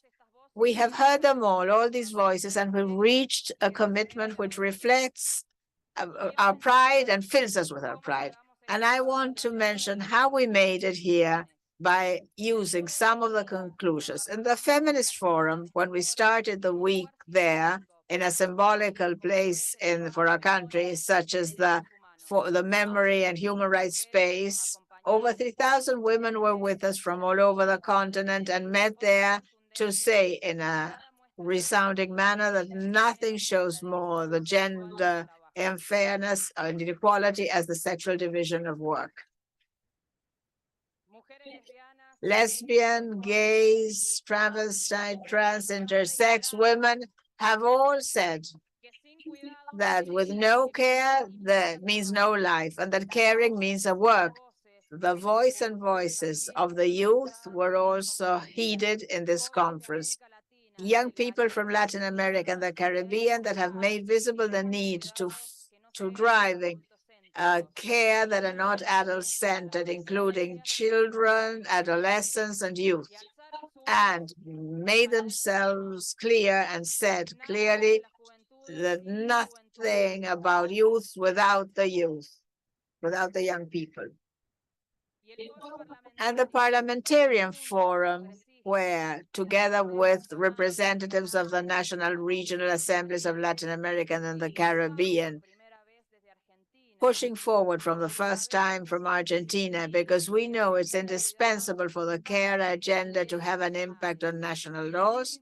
And in this same forum that we shared with you, we also heard that on November 24th, the dialogue will start in the House of Representatives of my country to care with equality, which pursues an integral system of caregiving policies in Argentina. It's important also to acknowledge that we opened this conference with the president of the Argentine nation, Mr. Alberto Fernandez, because where there is a will, there is a way. And this we can see in the political decision of this government. As the president said, we have to keep on working so that more than ever, so that equality will turn into effective reality. We talking about the care society and reaffirm the decisive role of the state to promote policy and services, guaranteeing the right to care, giving and receiving. That's why we say it is not time for gradual shy changes, but rather from transforming bold policies. We exchange visions on the funding of care, because to invest in the care economy is a virtuous circle with a high yield of return economically and socially. We talked about the care for the planet. We heard the voices of our indigenous sisters that reminded us that care is not just human, but also the recovery of the territory and of nature. We debated on the importance of breaking statistical silence. As our dear Ana Wehme said, we need to transform data into information so that information, we need to transform data and into information so that information may become knowledge, and the knowledge political decision. And that's why the conclusion was the importance of articulated work with mechanisms for the advancement of women and statistical institutes. Thank you, Anna. We also put in the center of the debate the unfair distribution of care and the necessary co-responsibility. And once again, may we maintain that care needs to be redistributed between the genders, as well as the family, community, the private sector, and naturally the state. Because caregiving, it can't depend on how much money you have, of the purchasing power, or intense family household networks, or the availability of women to caregive. We have to understand care as a right and a responsibility at the same time.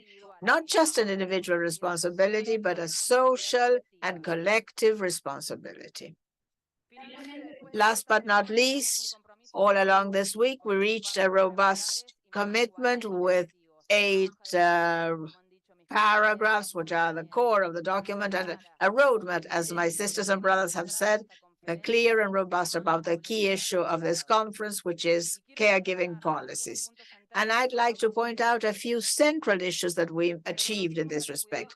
We recognized care as a right that everybody has to receive, to give care, and to care for oneself. We committed to implement policies and integral care systems from a gender perspective with intersectionality, interculturality, and human rights.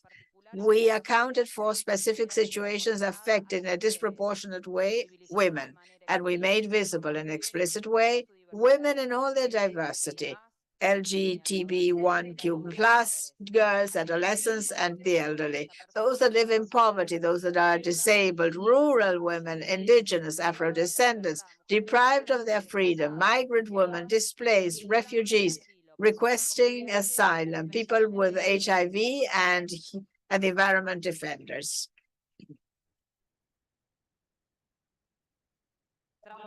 We worked to reflect on our needs, the needs of who give care and who receive care, and who in several occasions fill up both positions. And we recognize that revaluing care requires the best conditions of the people effecting these jobs and committed to take action to guarantee the protection of rights of all domestic workers and ratify, in the case of countries that still haven't done so, that they need to meet Agreement 189 of the International Labour Organization.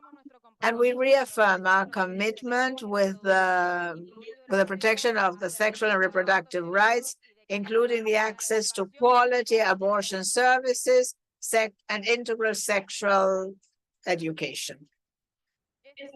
This is the Buenos Aires commitment, brothers and sisters.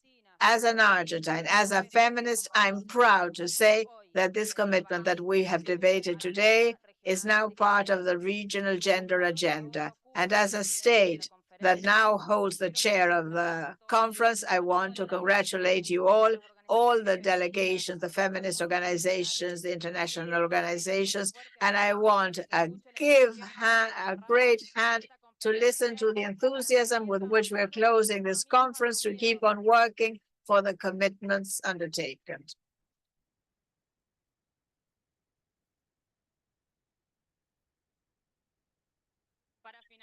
To close, I'd like to say in Argentina that we will assume with responsibility and joy this role under this chair. We have 3 years ahead of us, and which we hope to hold our meetings in a creative way, as our Chilean colleagues have done. And we also want to congratulate Mexico that will host us in 2025 for the 16th regional conference that I no doubt know we will keep working at to build upon an equal future for genders with sustainable development and social justice. And we're working for all this. Thank you. Thank you for your solidarity, for the humanity, for your hospitality of all international organizations, ECLAC, UN Women, all the sisters from international organizations. Marita, thank you so much. It's a pleasure for me to land in this conference. Thank you for your patience, because I'm new here, but I've learned from all this, not just learnings, but 3 years of work ahead of us. Thank you, with all of you. Thank you.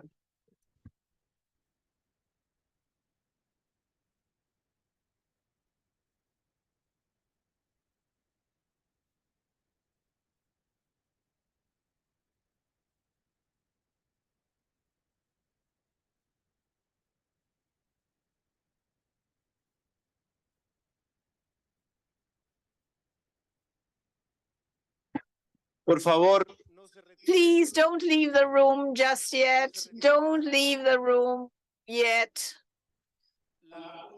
The last guidance we have for you is that Paula wants to take the floor. Good afternoon, everybody. Please stay on in your places a little bit longer, because now we are going to, we have a little surprise to conclude this 15th Regional Conference of Women in Latin America and the Caribbean. And we're going to ask you to share this artistic closing. 45 years ago, the women in Latin America and the Caribbean, having met in Havana, we decided to work and fight together peacefully so that discrimination will not be our destination, and to build with sorority and being rebels, to build upon a horizon of equality. There we said that inequality and discrimination affects most women worldwide and expresses itself in the permanence of secular prejudice, and the low educational level of women is closely connected with the underdevelopment issue, which is the main result of in-house structures which are inadequate and of an economic worldwide system which is deeply unfair. I ask you that we give a hand to Victoria Vilches, who will interpret for us a song by Maria Elena Walsh. Let's give her a hand. She's going to play and interpret La Cigarra by María Elena Walsh.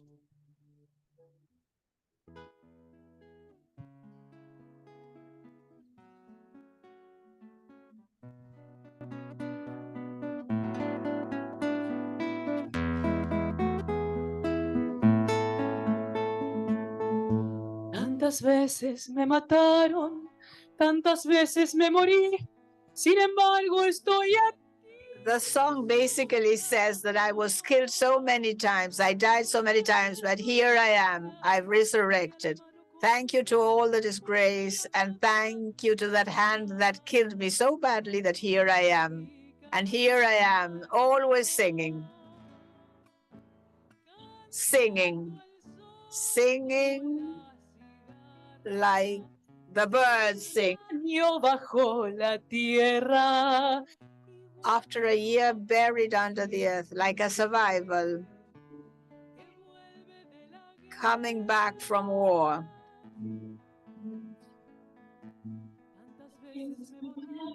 How many times was I wiped out, and how many times did I disappear? I attended my own burial alone, crying. I had to tie my handkerchief up, and then I realized it wouldn't be the only time, and I kept on singing.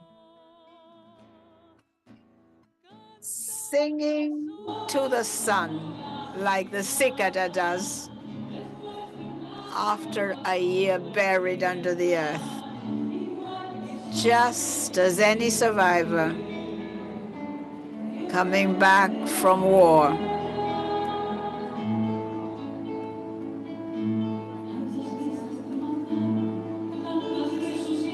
You were killed so many times, and you will resurrect, and you will spend so many nights in despair.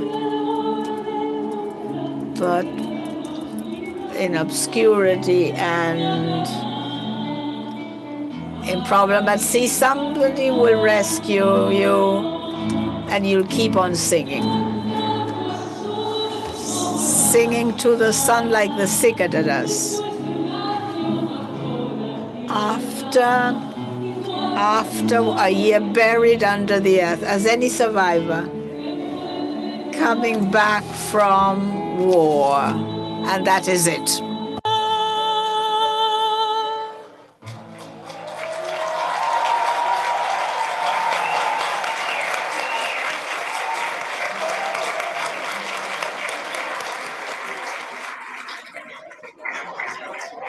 Que suene bien fuerte el aplauso. Let us give Victoria Vilnes a good, large, robust hand for this wonderful performance by María Elena Walsh. And now it's an honor to have with us the abuelas and madres de Plaza de Mayo, a symbol of the fight for human rights. Katy Almeida, Claudia Poblete. Let's give them a hand. To our dear Katy Almeida.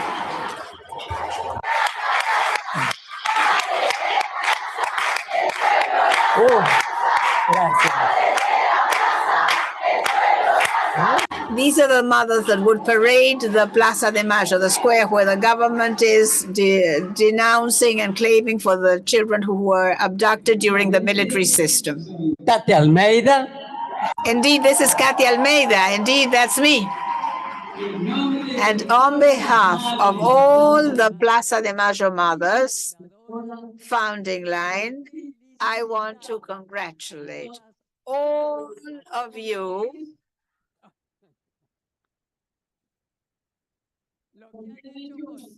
because you have made this 15th conference on women possible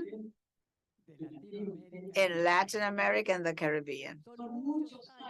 It's been many, many years that we've been fighting for the rights of women. We've had all these years so many achievements, but as usual, there are also things in our to-do list. But there we are, women, strongly rooted. We won't give up. So you see, I ask myself once again, who said we were the weak sex? Con gran satisfacción. With great satisfaction, we are pretty sure that all along, all these years, and this will keep happening, we will never give up. We will keep on struggling because we all, we're all doing what the mothers have been doing for the last 45 years. That the only struggle we lose is the one where we give up. That's what mothers always say. So she was questioning the notion of fair sex, which is no longer prevalent. We say that it's us, that we have a lot of youth in store and accumulated. And we, those of us who, in spite of our walking sticks and wheelchair, we're up and standing here for you. Thank you.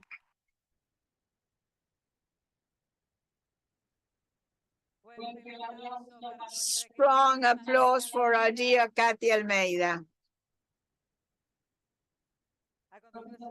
And now in Brasilia, in 2010, we committed to stop violence against women by adopting preventive measures for the prevention and care, helping to eradicate all sorts of violence against women in the public and private fields, paying particular attention to Afro-descendant, indigenous, lesbian, transgender, rural, jungle, migrant, and border women. So once again, Victoria will now sing another song, and the song is "It Is Urgent."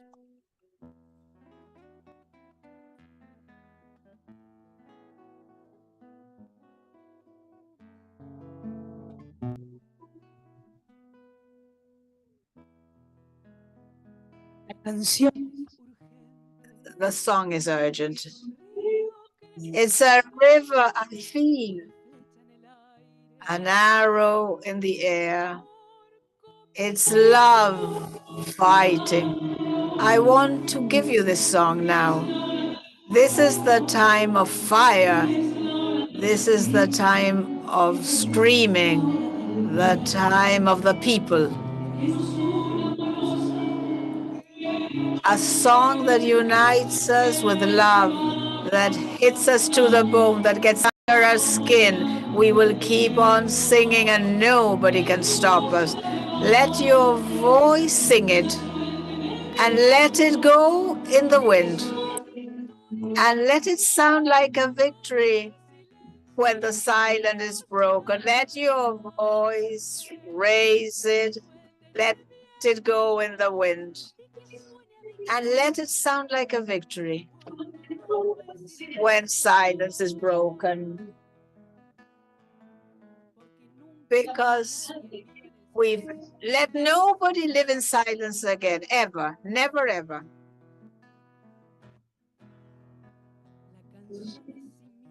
The song is a foundation. It's made of mud and of heaven. It's a seed and wheat. It's the future and its memory. The song is urgent. It comes, it goes, and it shares our grief and our joy, our very dreams. Let me give it to you now with all my desire in the name of all of them that never gave up. Let your voice raise it and let it go in the wind. And let it sound like victory.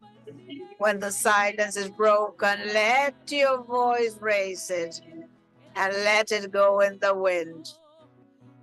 And let it sound like our victory when we break the silence.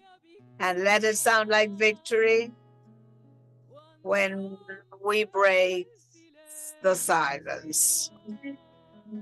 Oh.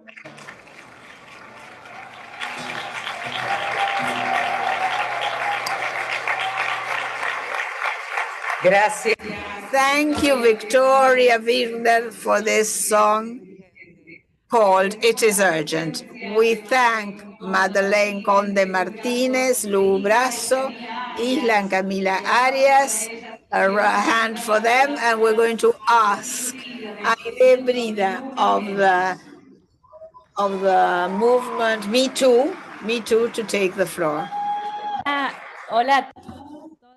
Hi, everyone.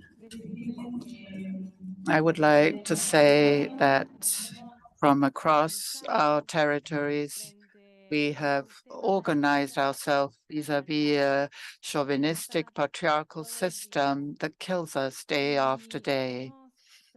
And we have been able to support, care for, protect. And sisters, I would like to tell you that no struggle can be fared on our own. We have all of Latin America and Caribbean. We must say, me too, we love each other. And now they're cheering for the Ni Una Menos movement in Spanish, which is equal to the Me Too. Let's show these hankies that have been handed out to you. We can sit down again, because in Santiago, in the year 2020, we agreed to promote universal access to comprehensive health services, including sexual and reproductive health in an accessible, affordable manner, and good quality services, as well as their financing for girls, adolescents, and women in all their diversity. Once again, we welcome Victoria Wirner, because she's going to sing a song called Cambia, Todo Cambia, Everything Changes.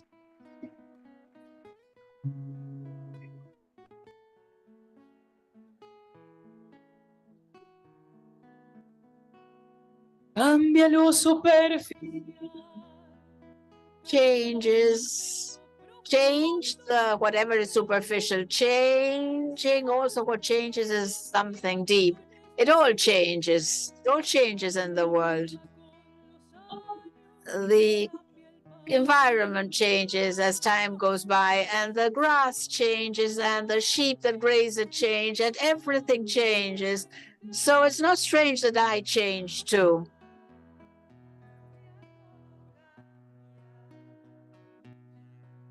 Changes, everything changes.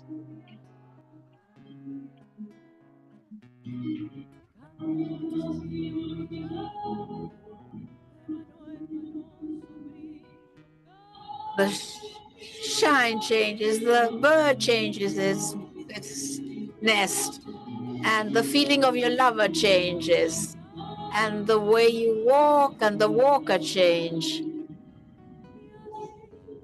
And just as everything changes, it's not strange that I've changed too. Change, everything changes. Everything changes. Changes, everything changes.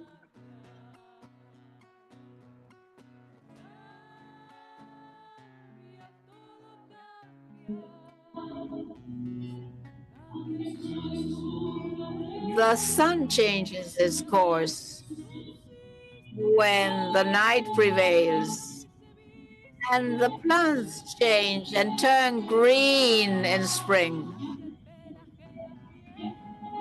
The wild animals change their skin and the hair of old people change, and everything changes. So if I change, that's not strange.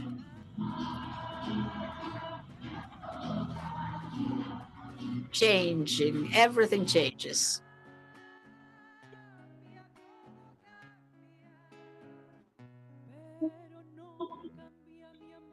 But my love doesn't change, no matter how far I am, nor the memory, nor the grief and the pain of my people. And what changed yesterday will have to change tomorrow again, just as I'm changing here in this remote land. Cambia, cambia, cambia, eso, cambia, todo cambia. Cambia, todo cambia, pero no cambia mi amor, por más lejos que me encuentre, y el recuerdo.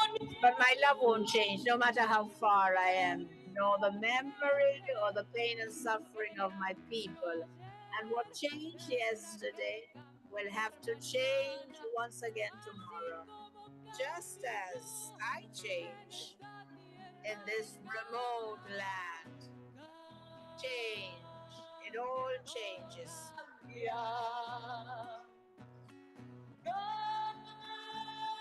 Cambia, todo cambia. Cambia, todo cambia.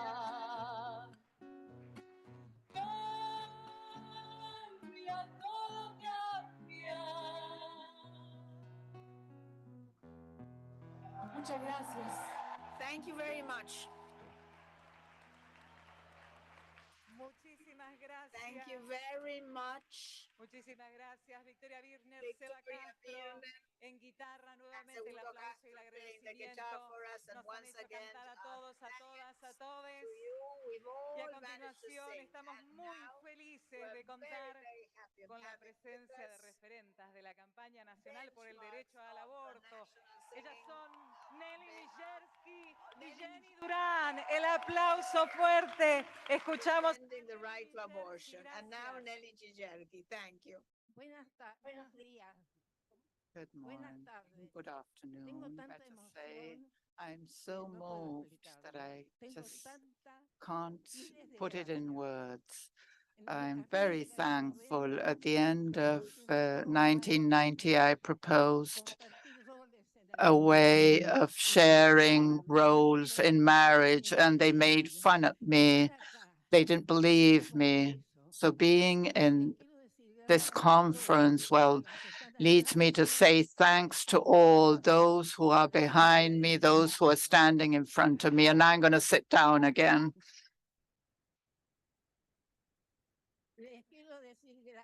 I would like to thank you because this struggle, I don't think we are really fully aware of it. We started by the right to vote. We acquired that. But what are the rights we are struggling for in this century? The right on our bodies, the right to be autonomous, the right to care. Why? Because these violated rights were denied because they are the cornerstone of patriarchy. These are disruptive rights. They include us, they exclude us, and you know where we are excluded from, the stereotypes that have marked us. They deprived us of life, of joy, of enjoyment, of not being able to decide on whether we wanted children or not. We have formally achieved this right in our country. And I say it very proudly that it's one of the best laws worldwide because countries have depenalized abortion in the criminal code, but our law, I mean, when we talked about legal abortion, it wasn't just any right, it was a fundamental human right. And our law enshrined that. There are very few countries in which abortion was removed from the criminal code.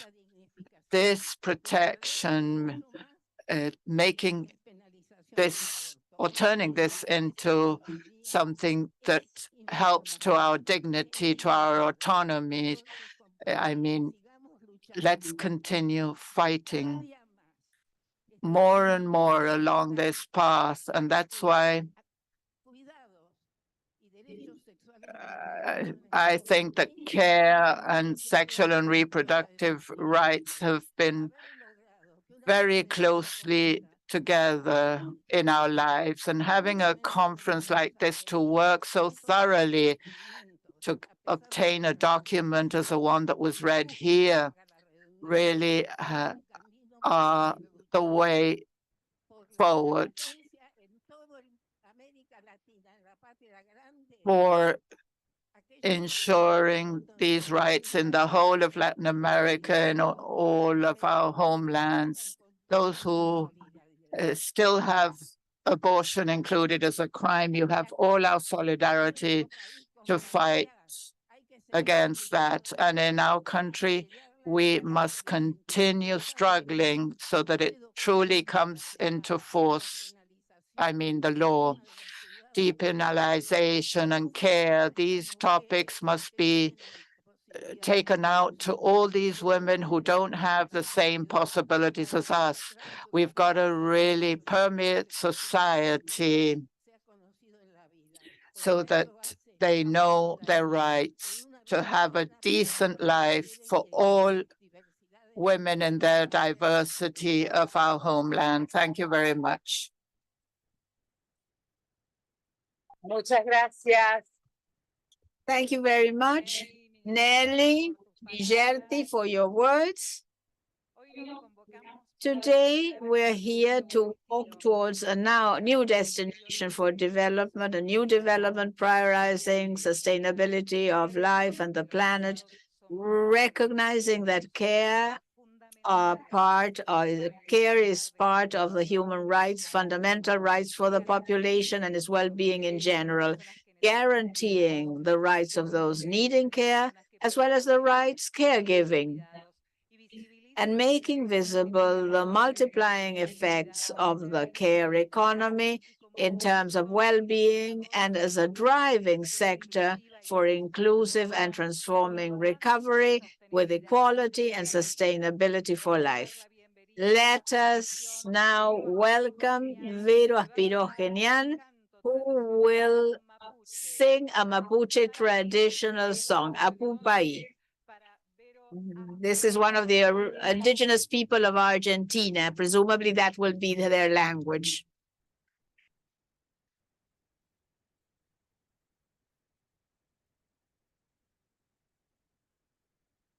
Rumel yafupiuke fomoniekein. Liekon café fomoniein. Romel melicomeu wefkeleain. Camelike chalreke newen keleain. Cantamos porque las sobrevivientes y nuestras muertas quieren que cantemos.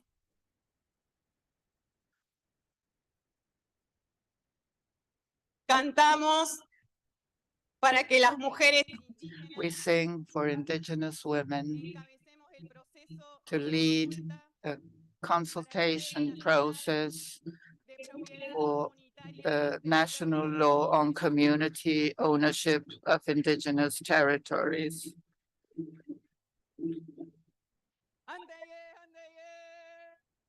And this is no longer Spanish.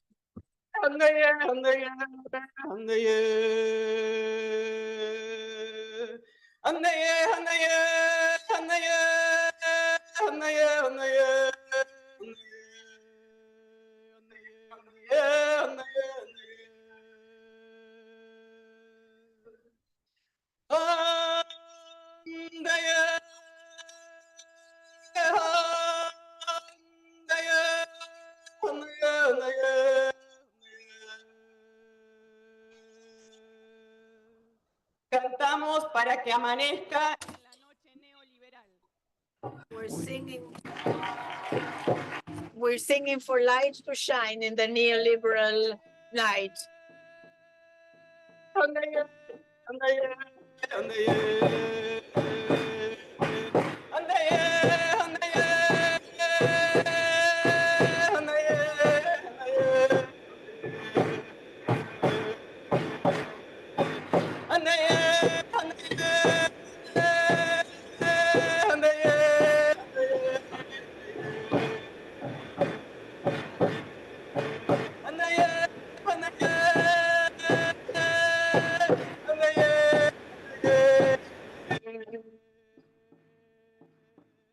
Todas, com y chin. Vamos a hacer el canto coral. All together.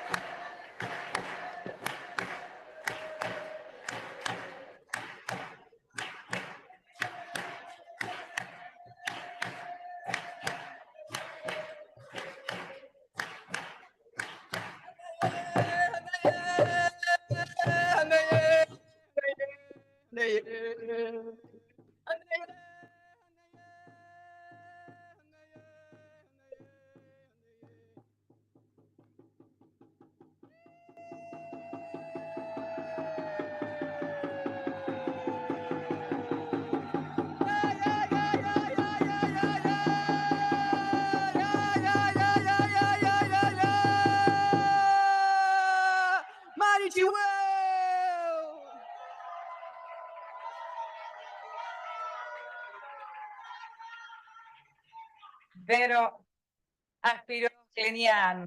Verbo aspiró Kenyan. Remembrance, truth, and justice, a right to identity. These purple hankies, I mean, me too, the green to decide on our bodies, and then blue for a care society. Thank you very much for being a part of this 15th Regional Conference on Women in Latin America and the Caribbean, held between 7 November and 11 November. We thank the Ministry for Women, Gender and Diversity of Argentina, ECLAC, UN Women, and the artists that have been here with us today, all Latin American and Caribbean delegations, civil society organizations, those who work to not only to organize this, but also technicians, those doing all preparatory work, seeing to each detail for this to work out really well. See you next time. Thank you very much.